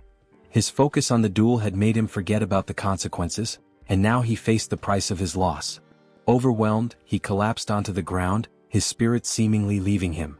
Noah and Muen crouched beside him, studying his unmoving form with curiosity. Muen, her voice filled with innocence, questioned Rosweiss about his condition. Rosweiss, unfazed, reassured them that he had merely exhausted himself and would recover soon. Later that night, within the children's room at the Silver Dragon Temple, Leon sat with his daughters, his tone gentle but resolute. He instructed Noah to look after Muen in his absence, emphasizing her responsibility as the older sibling. Muen, still young and unaware of many things, would rely on her. Turning to Muen, he reminded her to listen to her sister and avoid causing unnecessary trouble. Both girls listened attentively, their expressions calm. Leon exhaled deeply, his chest heavy with emotion. It was not the upcoming journey that troubled him most but the thought of leaving his daughters behind, even for a short time. They were still so young and he struggled to understand how their mother could so easily separate him from them. Noah, unimpressed, crossed her arms and pointed out that he was only going to their mother's house for a single night. His reaction in her eyes was unnecessarily dramatic. Leon, with a visible shudder, lowered his voice, admitting that spending an entire night at Rosweiss's mercy was far more terrifying than anything else. Muen, her eyes gleaming with excitement, eagerly shared her knowledge. She declared that their mother intended to eat him, referencing a book she had read about female mantises devouring their mates. Leon let out a strained chuckle, tousling her hair. Though her interpretation was not entirely accurate, he admitted that in some way he might still end up being consumed. Rosweiss observed Leon closely, her gaze filled with amusement as he squinted at Muen, pretending suspicion. The moment carried an air of lightheartedness until Rosweiss, standing just outside the doorway, stepped in with a sharp look directed at Leon. Her tone shifted between sternness and gentleness as she addressed the children, ensuring they settled in for the night before turning her attention back to Leon. His reaction to her words betrayed a hint of nervousness, his mind already speculating on what she truly meant. Without allowing him much time to linger on his thoughts, she pulled him along, dismissing his murmured complaints. Before stepping out completely, Leon glanced back at his daughters, his expression softening as he assured them of his love. Once the door closed behind them, Muen curiously whispered her thoughts to Noah, who simply shrugged, unwilling to waste energy figuring out the oddities of adults. Inside the queen's bedroom of the Silver Dragon Temple, Rosweiss sipped her wine, her amusement evident as she observed Leon's growing unease. With a teasing remark, she invited him to join her, though his refusal was immediate and firm. However, her tone shifted, reminding him of his previous promise to fulfill any request should he lose their duel. She pointed out his reluctance, emphasizing the contrast between his words and actions. Leon attempted to maintain his composure, pushing back against her playful provocations, but her next words caught him off guard. She admitted that she had hoped he would win, hinting at a different kind of reward had he emerged victorious. His frustration surfaced as he questioned why she hadn't simply let him win, but her response came with a knowing smirk. She had thought of a more intriguing way to spend the evening. Without breaking eye contact, she poured the dream wine onto her skin, allowing the crimson liquid to glide down in delicate trails. Leon stiffened at the sight, his breath hitching as his mind momentarily blanked. With deliberate intent, she closed the distance between them, her voice low and commanding. The mixture of her scent and the wine's aroma clouded his senses, pushing his resistance to its limit. Despite his struggle, he found himself drawn in, pressing his lips to her skin and drinking from the shimmering trails of wine. Rosweiss reacted subtly, her expression tinged with warmth, yet when he pulled away she dismissed his effort as insufficient. With a teasing glint in her eye, she bit down on her finger, drawing a small drop of blood before letting it fall onto his tongue. The unexpected sensation sent a jolt through him, his instincts urging him to recoil, but by then it was already too late. Rosweiss observes Leon with an unwavering gaze, her expression unreadable as she licks the remaining traces of blood from her lips. Without hesitation, she acknowledges what she has done, revealing the nature of the technique she used. The blood curse courses through Leon's body instantly, sending an unnatural warmth surging through his veins. His pupils dilate, and his breathing becomes erratic as he struggles against the overwhelming sensation. As the effect intensifies, Rosweiss moves closer, her voice carrying a knowing tone as she reminds him of the past. The very technique that once bound her is now being used against him, though she claims to have modified it, reducing its harmful effects while amplifying its more alluring properties. Leon clenches his jaw, his body faltering beneath the weight of the curse. Each attempt to resist only fuels the fire spreading through him. Rosweiss watches his struggle with a quiet satisfaction, her fingers tracing along his chest as she speaks with soft amusement. She points out his constant resistance, the way he has always acted as if there was no choice but to push her away. Yet now, as she leans in, whispering words laced with temptation, his body betrays him. The fight within him crumbles and his knees give way, sending him collapsing onto the bed. With a playful gleam in her eyes, Rosweiss declares the game has begun, her delight evident as she watches Leon tremble beneath the weight of the curse. She taunts him with affectionate amusement, savoring his desperate attempts to maintain control. When he denies losing himself to the enchantment, she only chuckles, summoning a mirror imbued with magic. The object, purchased in Sky City, reflects more than just his strained features. It records both images and voices, capturing the raw honesty of the moment. Placing the mirror before him, she urges him to speak. At first, he hesitates, but then, against his own will, his voice emerges, betraying the turmoil within. His own words ring out, confessing a desire he refuses to acknowledge. Panic flashes in his eyes, his mind screaming in protest, yet Roseweiss sees through his defiance. With a mischievous smile, she pushes him further, challenging him to repeat the words. This time he does not resist. The admission comes louder, clearer, his voice filled with desperation. As soon as the confession leaves his lips, his face burns with humiliation. His fists clench, his knuckles whitening under the strain, but the damage is done. Roseweiss drinks in his expression, her smirk deepening at the sight of his internal battle. She remarks on his shame, teasing that he now appears as though he is begging for something he has spent so long denying. His rejection is immediate, his voice sharp with defiance, yet his actions betray him once more. Without conscious thought, his body moves on instinct, lunging toward her. Roseweiss catches him effortlessly, laughter escaping her lips as she observes his unraveling composure. She notes his impatience, his struggle against the effects of the curse, and the undeniable pull between them. As the haze of magic clouds his mind further, his resistance falters. Words slip from his lips before he can stop them, revealing a longing he refuses to accept. Roseweiss watches closely, recognizing the moment he loses control, the familiar sensation of surrender overtaking him. Roseweiss recognizes the familiar sensation of the blood curse taking hold, a knowing smile curving her lips as she acknowledges that Leon has reached the inevitable point of no return. With unwavering certainty, she embraces what is to come, determined to witness the moment he fully succumbs. As the night unfolds in a haze of heat and unrestrained desire, their pride is stripped away, leaving only the raw weight of the curse binding them together. By morning, Leon stirs, his body aching and his mind clouded with fragments of the previous night. The moment realization dawns, frustration surges through him. He clenches his fists, gritting his teeth in silent fury. Once again he has fallen victim to the curse, his dignity as a dragon slayer reduced to nothing under Rosweiss's influence. The weight of his shame presses down heavier than before, suffocating and relentless. Beside him, Roseweiss remains in deep slumber, her breathing steady, her expression serene, as though oblivious to the chaos she has wrought. In this moment of vulnerability she appears almost defenseless. Without thinking, Leon's hand drifts toward her, his fingertips grazing her cheek. The contact jolts him back to reality and he recoils, his heart pounding at the realization of his own actions. He convinces himself it was nothing more than an unconscious attempt to wake her, yet the lingering doubt in his mind refuses to be silenced. His frustration mounts as he observes her unchanging state. A poke to her forehead elicits no reaction.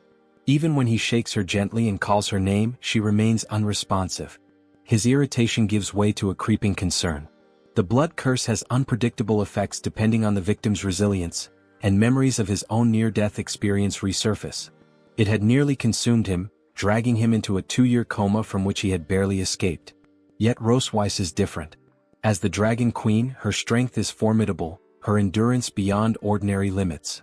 Even so, he estimates that she will likely remain unconscious for at least a week. A smug grin spreads across his face. This presents an opportunity. A single week might not be enough for a human to escape her grasp, but Leon is no ordinary man. With his black gold armor and a steady supply of stamina potions, he is confident that he can reach the human realm before she awakens. Determined, he gathers his belongings, already envisioning his departure. Yet as his thoughts settle, reality crashes down upon him. 2 years have passed since he left the Empire, and he has no knowledge of its current state.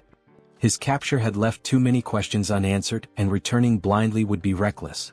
Setting his potion aside, he furrows his brow, realizing the risks. Roseweiss had already agreed to investigate his master's fate. Perhaps it would be wiser to wait for her findings. More importantly, his daughters remain in Silver Dragon Castle.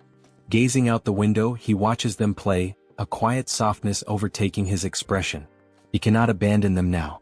A small, resigned smile forms as the truth becomes undeniable. He must remain. His revenge against Roseweiss is far from complete. That evening, as Noah and Muen step into the room, their concern deepens at the sight of their mother still motionless. Their voices break the silence, calling out to her in growing worry. She has slept through the entire night, and they cannot shake the uneasy feeling that something is wrong. Noah observes Leon with suspicion, narrowing her eyes before questioning him about his activities the previous night. Under her intense scrutiny, he grows visibly uneasy and quickly tries to excuse himself, claiming that he had only been chatting on the balcony. He hastily adds that the cold wind must have been the cause of the illness, attempting to divert any suspicion. Seeking reassurance, he turns to Anna, who remains composed and advises them not to worry. She explains that the temple physician has examined the queen and found her to be in stable condition, aside from some weakness. She then states that she will oversee the clan's affairs in the queen's stead until further notice. Once given approval, she leaves to begin her work. After Anna departs, Muen approaches Rosweiss and gently places a hand on her mother, her voice soft as she pleads for her recovery. Regret lingers in her gaze as she silently wishes she had never caused her distress. Meanwhile, Leon stands quietly beside the bed, observing the sheen of sweat on Rosweiss's skin and realizing that he will need to wipe it off later. His thoughts are interrupted by Noah, who has been silently watching him. Detecting something off in his expression, she frowns and immediately questions his intentions. Her sharp tone conveys deep suspicion as she challenges him directly. Leon, maintaining his composure, reassures her with a calm response, though a faint unease lingers in his demeanor. After a tense moment, Noah sighs, deciding to let the matter rest. She turns to Muen, softening her tone as she encourages her to leave. With one final glance at Rosweiss, Muen whispers a quiet promise to return before following Noah out of the room. Now alone, Leon remains by Rosweiss's side, his gaze lingering on her sleeping form. He exhales, contemplating his next move before deciding to fetch a basin of water and a cloth. Remembering the medicine he applied earlier, he worries about her catching a cold and carefully wrings out the cloth. As he begins wiping away the sweat, he hopes she will not misunderstand his intentions once she wakes. His attention shifts to her unmoving tail, a stark contrast to how she usually carries it with pride. The sight draws a quiet sigh from him as he continues tending to her. Once finished, he hesitates before considering whether he should change her clothes as well. The thought lingers for a moment before practicality takes over. Scanning the room, his eyes land on a nearby cupboard, and curiosity compels him to check inside. He is momentarily stunned by the sheer number of outfits packed within. Reasoning that there are plenty to choose from, he begins sorting through them, tossing garments aside as he searches for something suitable. Eventually, he selects a few options including elegant gowns and off-shoulder dresses. However, a new dilemma arises: how to accommodate her ears. Inspiration strikes and he decides to style her hair in a way that mimics the shape of ears. Once the process is complete, an unfamiliar embarrassment creeps in as he steps back to take in the result. Rosweiss, now dressed in a bunny girl outfit, looks surprisingly fitting in the attire. The realization causes an unexpected warmth to rise within him. The sudden activation of the dragon mark on Leon's body sends a sharp jolt through him, catching him off guard. Staring at the glowing pattern in disbelief, he recalls Rosweiss's previous explanation. If one of the two bearers of the dragon seal harbored such desires for the other, the mark would react. Realization sets in, and a deep blush spreads across his face as he struggles to suppress the turmoil within him. Frantically, he convinces himself that the revealing outfit must be to blame, seeking refuge in discipline by mentally reciting the 3 honors and 3 shames of a dragon slayer. As he repeats these lines, his mind finally clears, though a lingering unease remains. Despite calming himself, he hesitates as his gaze falls upon Rosweiss's current state. A rare opportunity presents itself, one that would be a shame to leave undocumented. A mischievous grin forms as he remembers the existence of her home camera. With newfound enthusiasm, he searches through her belongings until he locates it, then proceeds to capture images from various angles. Amused by the situation, he even adjusts her lips into a soft smile, ensuring that this moment is immortalized. Examining the results, he silently acknowledges the significance of these images and resolves to preserve them carefully. A small noise suddenly escapes from Rosweiss, sending a shock through him. His body stiffens as panic sets in, fearing she might wake up. Holding his breath, he watches for any further movement, but after several tense seconds she remains still. Relief washes over him, and he exhales deeply, realizing it was merely a false alarm. Deciding not to risk another close call, he swiftly changes her back into her usual pajamas and restores the room to its original state. With everything settled, he turns his focus toward the next phase of his plans, preparing to move forward with his objectives the following day. Meanwhile, at the Dragon Temple, Muen rushes toward Noah, her expression filled with urgency. Gasping for breath, she calls out in distress, prompting Noah to turn toward her with concern. Sensing the younger girl's panic, she gently urges her to calm down and explain. After taking a moment to steady herself, Muen reveals that her Rubik's Cube broke, and she had intended to ask their father to fix it, only to discover that he is nowhere to be found. A shadow crosses Noah's face as suspicion takes root. The possibility of his disappearance while their mother remains unconscious unsettles her. Determined to uncover the truth, she reassures Muen before taking her hand, vowing to help her search. Together they begin calling out for their father, their voices echoing as they check each room. With every empty space they pass, uncertainty grows. Frustration mounts as Muen even resorts to peering into a trash bin, an act that prompts Noah to mutter in disbelief, questioning the logic behind such a notion. Still, Muen insists that there is no sign of him anywhere, raising the unsettling possibility that he may have truly vanished. As they continue their search, Noah reflects on the lingering sense of detachment she has always felt about their family.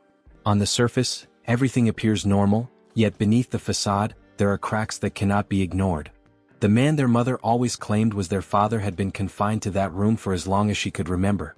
The first time he awoke, his instinct had been to flee, though their mother swiftly prevented his escape without explanation. From that moment on, he ceased his attempts to leave, yet Noah remained unconvinced of his willingness to stay. Over time, his behavior changed. He grew more involved, teaching her things, acting as though he genuinely wished to be part of their lives. Yet deep down, she questioned whether it was all an elaborate act, one carefully crafted to deceive.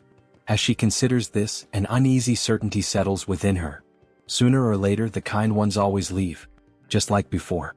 She harbors doubts about whether his actions stem from genuine affection or if they are merely part of a larger scheme, a calculated effort to escape when the opportunity arises. For her, love tainted with ulterior motives holds no value, and she refuses to be a mere tool in someone else's plan. She remains convinced that he does not truly belong with them and that his eventual departure is inevitable. As her younger sister, tears welling in her eyes, cries out in distress over their unconscious mother and absent father, desperation takes hold. Seeking reassurance, she turns to her sister, who firmly vows to protect her. Embracing tightly, one sobs while the other remains resolute, declaring that a farewell ceremony must be held for the man who has abandoned them. Meanwhile, in the back hill of the Silver Dragon Temple, near the Plum Blossom Forest, Leon walks leisurely along a secluded path, reflecting on a conversation with a maid. She had once inquired if he wished to know where the queen often spent her time. After confirming his interest, she had offered to send a guide, though he declined in favor of a simple map. Now, as he takes in the tranquil surroundings, he acknowledges that his movements have been limited, and this brief moment of freedom is only possible due to the mother dragon's unconscious state. Using this opportunity, he explores the terrain, all the while masking his true intentions under the guise of mere curiosity. His true motive is revenge.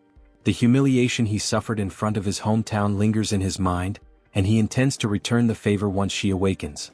Spotting a massive tree, he assesses its size, considering it sufficient for his plans. Examining the ground, he muses that the soil could use a softer covering, perhaps flower petals, to create the perfect setting. As his gaze shifts toward the castle, he notes its vantage point, which provides a clear view of the Silver Dragon Temple below. With locations meticulously marked, Northern Cliff, Golden Grassland, Quiet Mountain Stream and Cherry Blossom Forest, he concludes that this spot too must be added to his list. Confident that his preparations are complete, he simply awaits her awakening, eager to see his plan unfold. Later that night, within the Silver Dragon Temple courtyard, Leon strolls through the dimly lit grounds, only to come upon a group of maids gathered around a roaring bonfire. Their weeping piques his curiosity, and as he approaches, he questions the cause of their grief. The maids, mourning, explain that the princesses requested a funeral, instructing them to prepare the ceremonial fire. At the heart of the gathering, the younger sister solemnly offers a meal, expressing hope that their father might return to them. Her elder sister, however, firmly counters, stating that he has already left and that they must move forward. Observing the scene unfold, Leon initially assumes it to be some sort of game, wondering if he should simply play along. Stepping forward, he signals for the maids to clear a path. Though hesitant at first, they comply upon recognizing his presence. With casual amusement, he inquires whose photo they are honoring, jesting about his grandfather's musical skills and offering to play a tune in their ceremony. However, as he gets a closer look, his amusement fades. Staring at the image before him, he is stunned to find his own photograph placed at the center of the ritual. At first, he remarks on how well he appears in the picture, but as realization sets in, his expression shifts drastically. A wave of shock overtakes him as he demands an explanation, struggling to grasp why he is the one being mourned. Upon hearing Leon's voice, Noah and Myun turned together, their eyes widening in shock. Standing before them, Leon appeared unharmed, leaving all three momentarily speechless. Myun, the first to react, pointed at him with a mix of confusion and disbelief, as if questioning whether he was real. Leon's gaze shifted between them, amusement flickering in his expression as he addressed the situation with curiosity. Myun carefully examined him, ensuring he was truly there. As realization set in, her eyes filled with tears, and she rushed into his arms, clinging to him as though he might vanish again. Overcome with emotion, she sobbed against his chest, her small frame trembling. The intensity of her reaction left Leon momentarily stunned, making him wonder what had happened in his absence. She confessed her fears, voicing her concern that he had abandoned her, her voice carrying both hurt and uncertainty. Leon's expression softened as he gently patted her head, offering reassurance. His words carried warmth, dispelling her worries. Meanwhile, Noah, standing nearby, appeared to come to a realization. Assuming Leon had left them, she had misjudged the situation, and guilt weighed on her. Unable to meet his gaze, she hesitantly explained that she and Myun had searched for him but found no trace, leading her to believe he had already left. Leon responded with a calm smile, explaining that he had simply gone for a walk in the back mountain. His words aimed to clear any misunderstanding and assure them of his presence. Noah, holding a small box from the table, gazed at it in silence as emotions surged through her. She silently acknowledged her mistake. Meanwhile, the dragon maids, stunned by Leon's reappearance, exchanged glances. Some remained speechless, while others pieced together what had happened, realizing the entire ordeal had been a misunderstanding. Without much explanation, Leon dismissed them, and they quickly exited the courtyard, now understanding their error. Myun, looking up at him, innocently asked if he could now eat the steak they had prepared in his honor. For a brief moment, Leon found himself at a loss for words. Though he had never been gone, her question made it seem as if he had been resurrected. With a helpless sigh, he agreed, prompting her sorrow to vanish instantly. Excited, she dashed to the table, grabbed the steak and began eating with enthusiasm. Watching her, Leon chuckled, remarking to himself how greedy she was, though denying any resemblance to himself. Noah, who had been silent, finally spoke, her tone flat but firm. She instructed him to inform them the next time he decided to leave alone. Leon blinked in confusion, still trying to grasp the full extent of what had happened. Noah, avoiding his gaze, lowered her head slightly, a faint blush dusting her cheeks. Though she framed her concern around Myun, Leon could tell she had been just as worried. Leon observed Noah struggle to express her feelings, recognizing the pride that restrained her. With a slight, uncertain movement, he acknowledged her silent concern. She lowered her head, deep in thought, before finally speaking with a serious tone. Without hesitation, she admitted her mistake and offered an unexpected apology. The sincerity in her gesture left Leon momentarily speechless. He stepped back slightly, taken aback by the formality of her words. She remained still, her gaze fixed downward as if waiting for his acceptance before lifting her head. His attention shifted to the small box in her grasp, and he silently reflected on the misunderstanding that had led to the situation. He understood Noah well enough to know that she was mature beyond her years, often shouldering responsibilities that were not hers to bear. Yet he also recognized that this incident stemmed from something deeper, his failure to provide her with a true sense of security. Despite her composed nature, she longed for stability and affection but hesitated to take the first step toward it. Words alone would not be enough to convince her.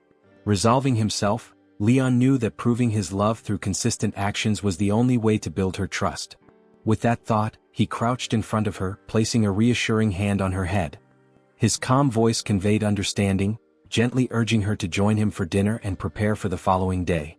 After a brief hesitation, she gave a slight nod, her grip on the box tightening as if unwilling to let go of the emotions tied to it. The next afternoon, sunlight streamed through the windows of Ross Weiss's room, casting a warm glow inside. Myun stood at the bedside, her small hands resting on the mattress as she watched her mother sleep. Ross Weiss remained still, her expression troubled, showing no immediate signs of waking. Concern clouded Myun's gaze as she cupped her face with both hands, silently willing her mother to stir. A faint twitch in Ross Weiss's hand signaled the first sign of movement. Slowly, her eyes fluttered open, adjusting to the light as she took in her surroundings. Realization set in as she recognized the familiarity of her own bed. The moment Myun noticed the change, her excitement became palpable. She leaned forward, pressing against the mattress, her joy overflowing as she called out to her mother. Ross Weiss turned her head weakly, her gaze meeting Myun's.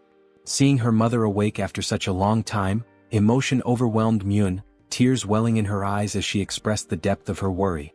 With a trembling hand, Ross Weiss reached up to gently wipe the tears away, her voice soft with regret as she reassured her daughter. Relief and happiness filled Myun's expression at her mother's return to consciousness. Despite the moment of warmth, Ross Weiss felt an unusual heaviness in her body. Attempting to move, she quickly realized her strength had waned. Her right hand, barely lifting, felt unresponsive. Confusion flickered in her eyes as she stared at her own trembling fingers, her mind racing to understand the change. A deep exhaustion weighed her down, and as she pressed a hand to her chest, an unsettling realization dawned on her. Something within her had weakened, and her magic no longer responded as it once had. Ross Weiss remained deep in thought, reflecting on her weakened state. Under normal circumstances, her dragon body would have withstood the backlash of the blood curse, but the toll of her recent actions had left her vulnerable. As she turned to Myun, the only one present in the room, a faint smile crossed her lips, grateful for her daughter's unwavering presence. Yet, suspicion lingered in her mind. If Leon had taken the opportunity to escape while she was unconscious, it would not have been surprising. Given his nature, he could already be far beyond reach. Confirming that she had been unconscious for 2 days, she quickly calculated the likelihood of his disappearance. If he had indeed fled, there was still time to send soldiers after him. Just as she was about to act, a familiar voice carried through the door. Leon entered, holding up a large fish with a triumphant expression, boasting about his catch. Myun's excitement was immediate as she ran to him, her admiration evident. Ross Weiss, taken aback, observed the scene in silence. The sight of him standing there, casually interacting with Myun, contradicted her initial assumptions. Leon finally noticed her gaze and turned, his expression shifting as their eyes met. There was a flicker of relief in his features, as if he had been waiting for her to wake. His relaxed demeanor and confident grin unsettled her, especially when he addressed her in a manner that made her tense. Lowering her gaze, she muttered in quiet protest, though her reaction did little to faze him. Still unfazed, Leon turned his attention to Myun, handing her the large fish and entrusting her with the task of taking it to the kitchen. The child eagerly accepted the responsibility, dragging the oversized catch behind her with determination. As she disappeared down the corridor, Leon watched her go before casually announcing that he and Ross Weiss had matters to discuss. As Myun disappeared around the corner, Leon turned his attention back to Ross Weiss and stepped into the room. She remained tense, avoiding his gaze, the weight of her earlier suspicions still lingering. Her voice, though quiet, carried firm resolve as she expressed her belief that he would have abandoned their daughters while she was unconscious. Leon regarded her with calm amusement, a smirk forming at the memory of what she had done to him. The thought of running away had never crossed his mind. There were still unresolved matters between them. Removing his gloves with deliberate ease, he spoke with measured confidence, his tone carrying an unmistakable edge. Ross Weiss hesitated at his words, uncertainty creeping into her expression. His demeanor had shifted, something both playful and dangerous lurking beneath the surface. As he closed the distance, his gaze locked onto hers with unsettling intensity. The question he posed made her pause, forcing her to search her memory until realization struck like a jolt. Before she could react, he was already too close. His shadow loomed over her, his presence overwhelming. The flickering light reflected in his eyes, and the smirk he wore sent an involuntary shiver down her spine. Recognition and suspicion flashed through her mind as he raised his hands, his expression darkening into something almost wicked, as if intent on returning the favor for what she had done to him a month ago. If you enjoyed this video, don't forget to give it a thumbs up, it really helps. And for more content like this, make sure to subscribe and hit the notification bell so you don't miss any updates. Let me know in the comments if you'd like to see another part. I'd love to hear your thoughts. See you next time. Bye-bye.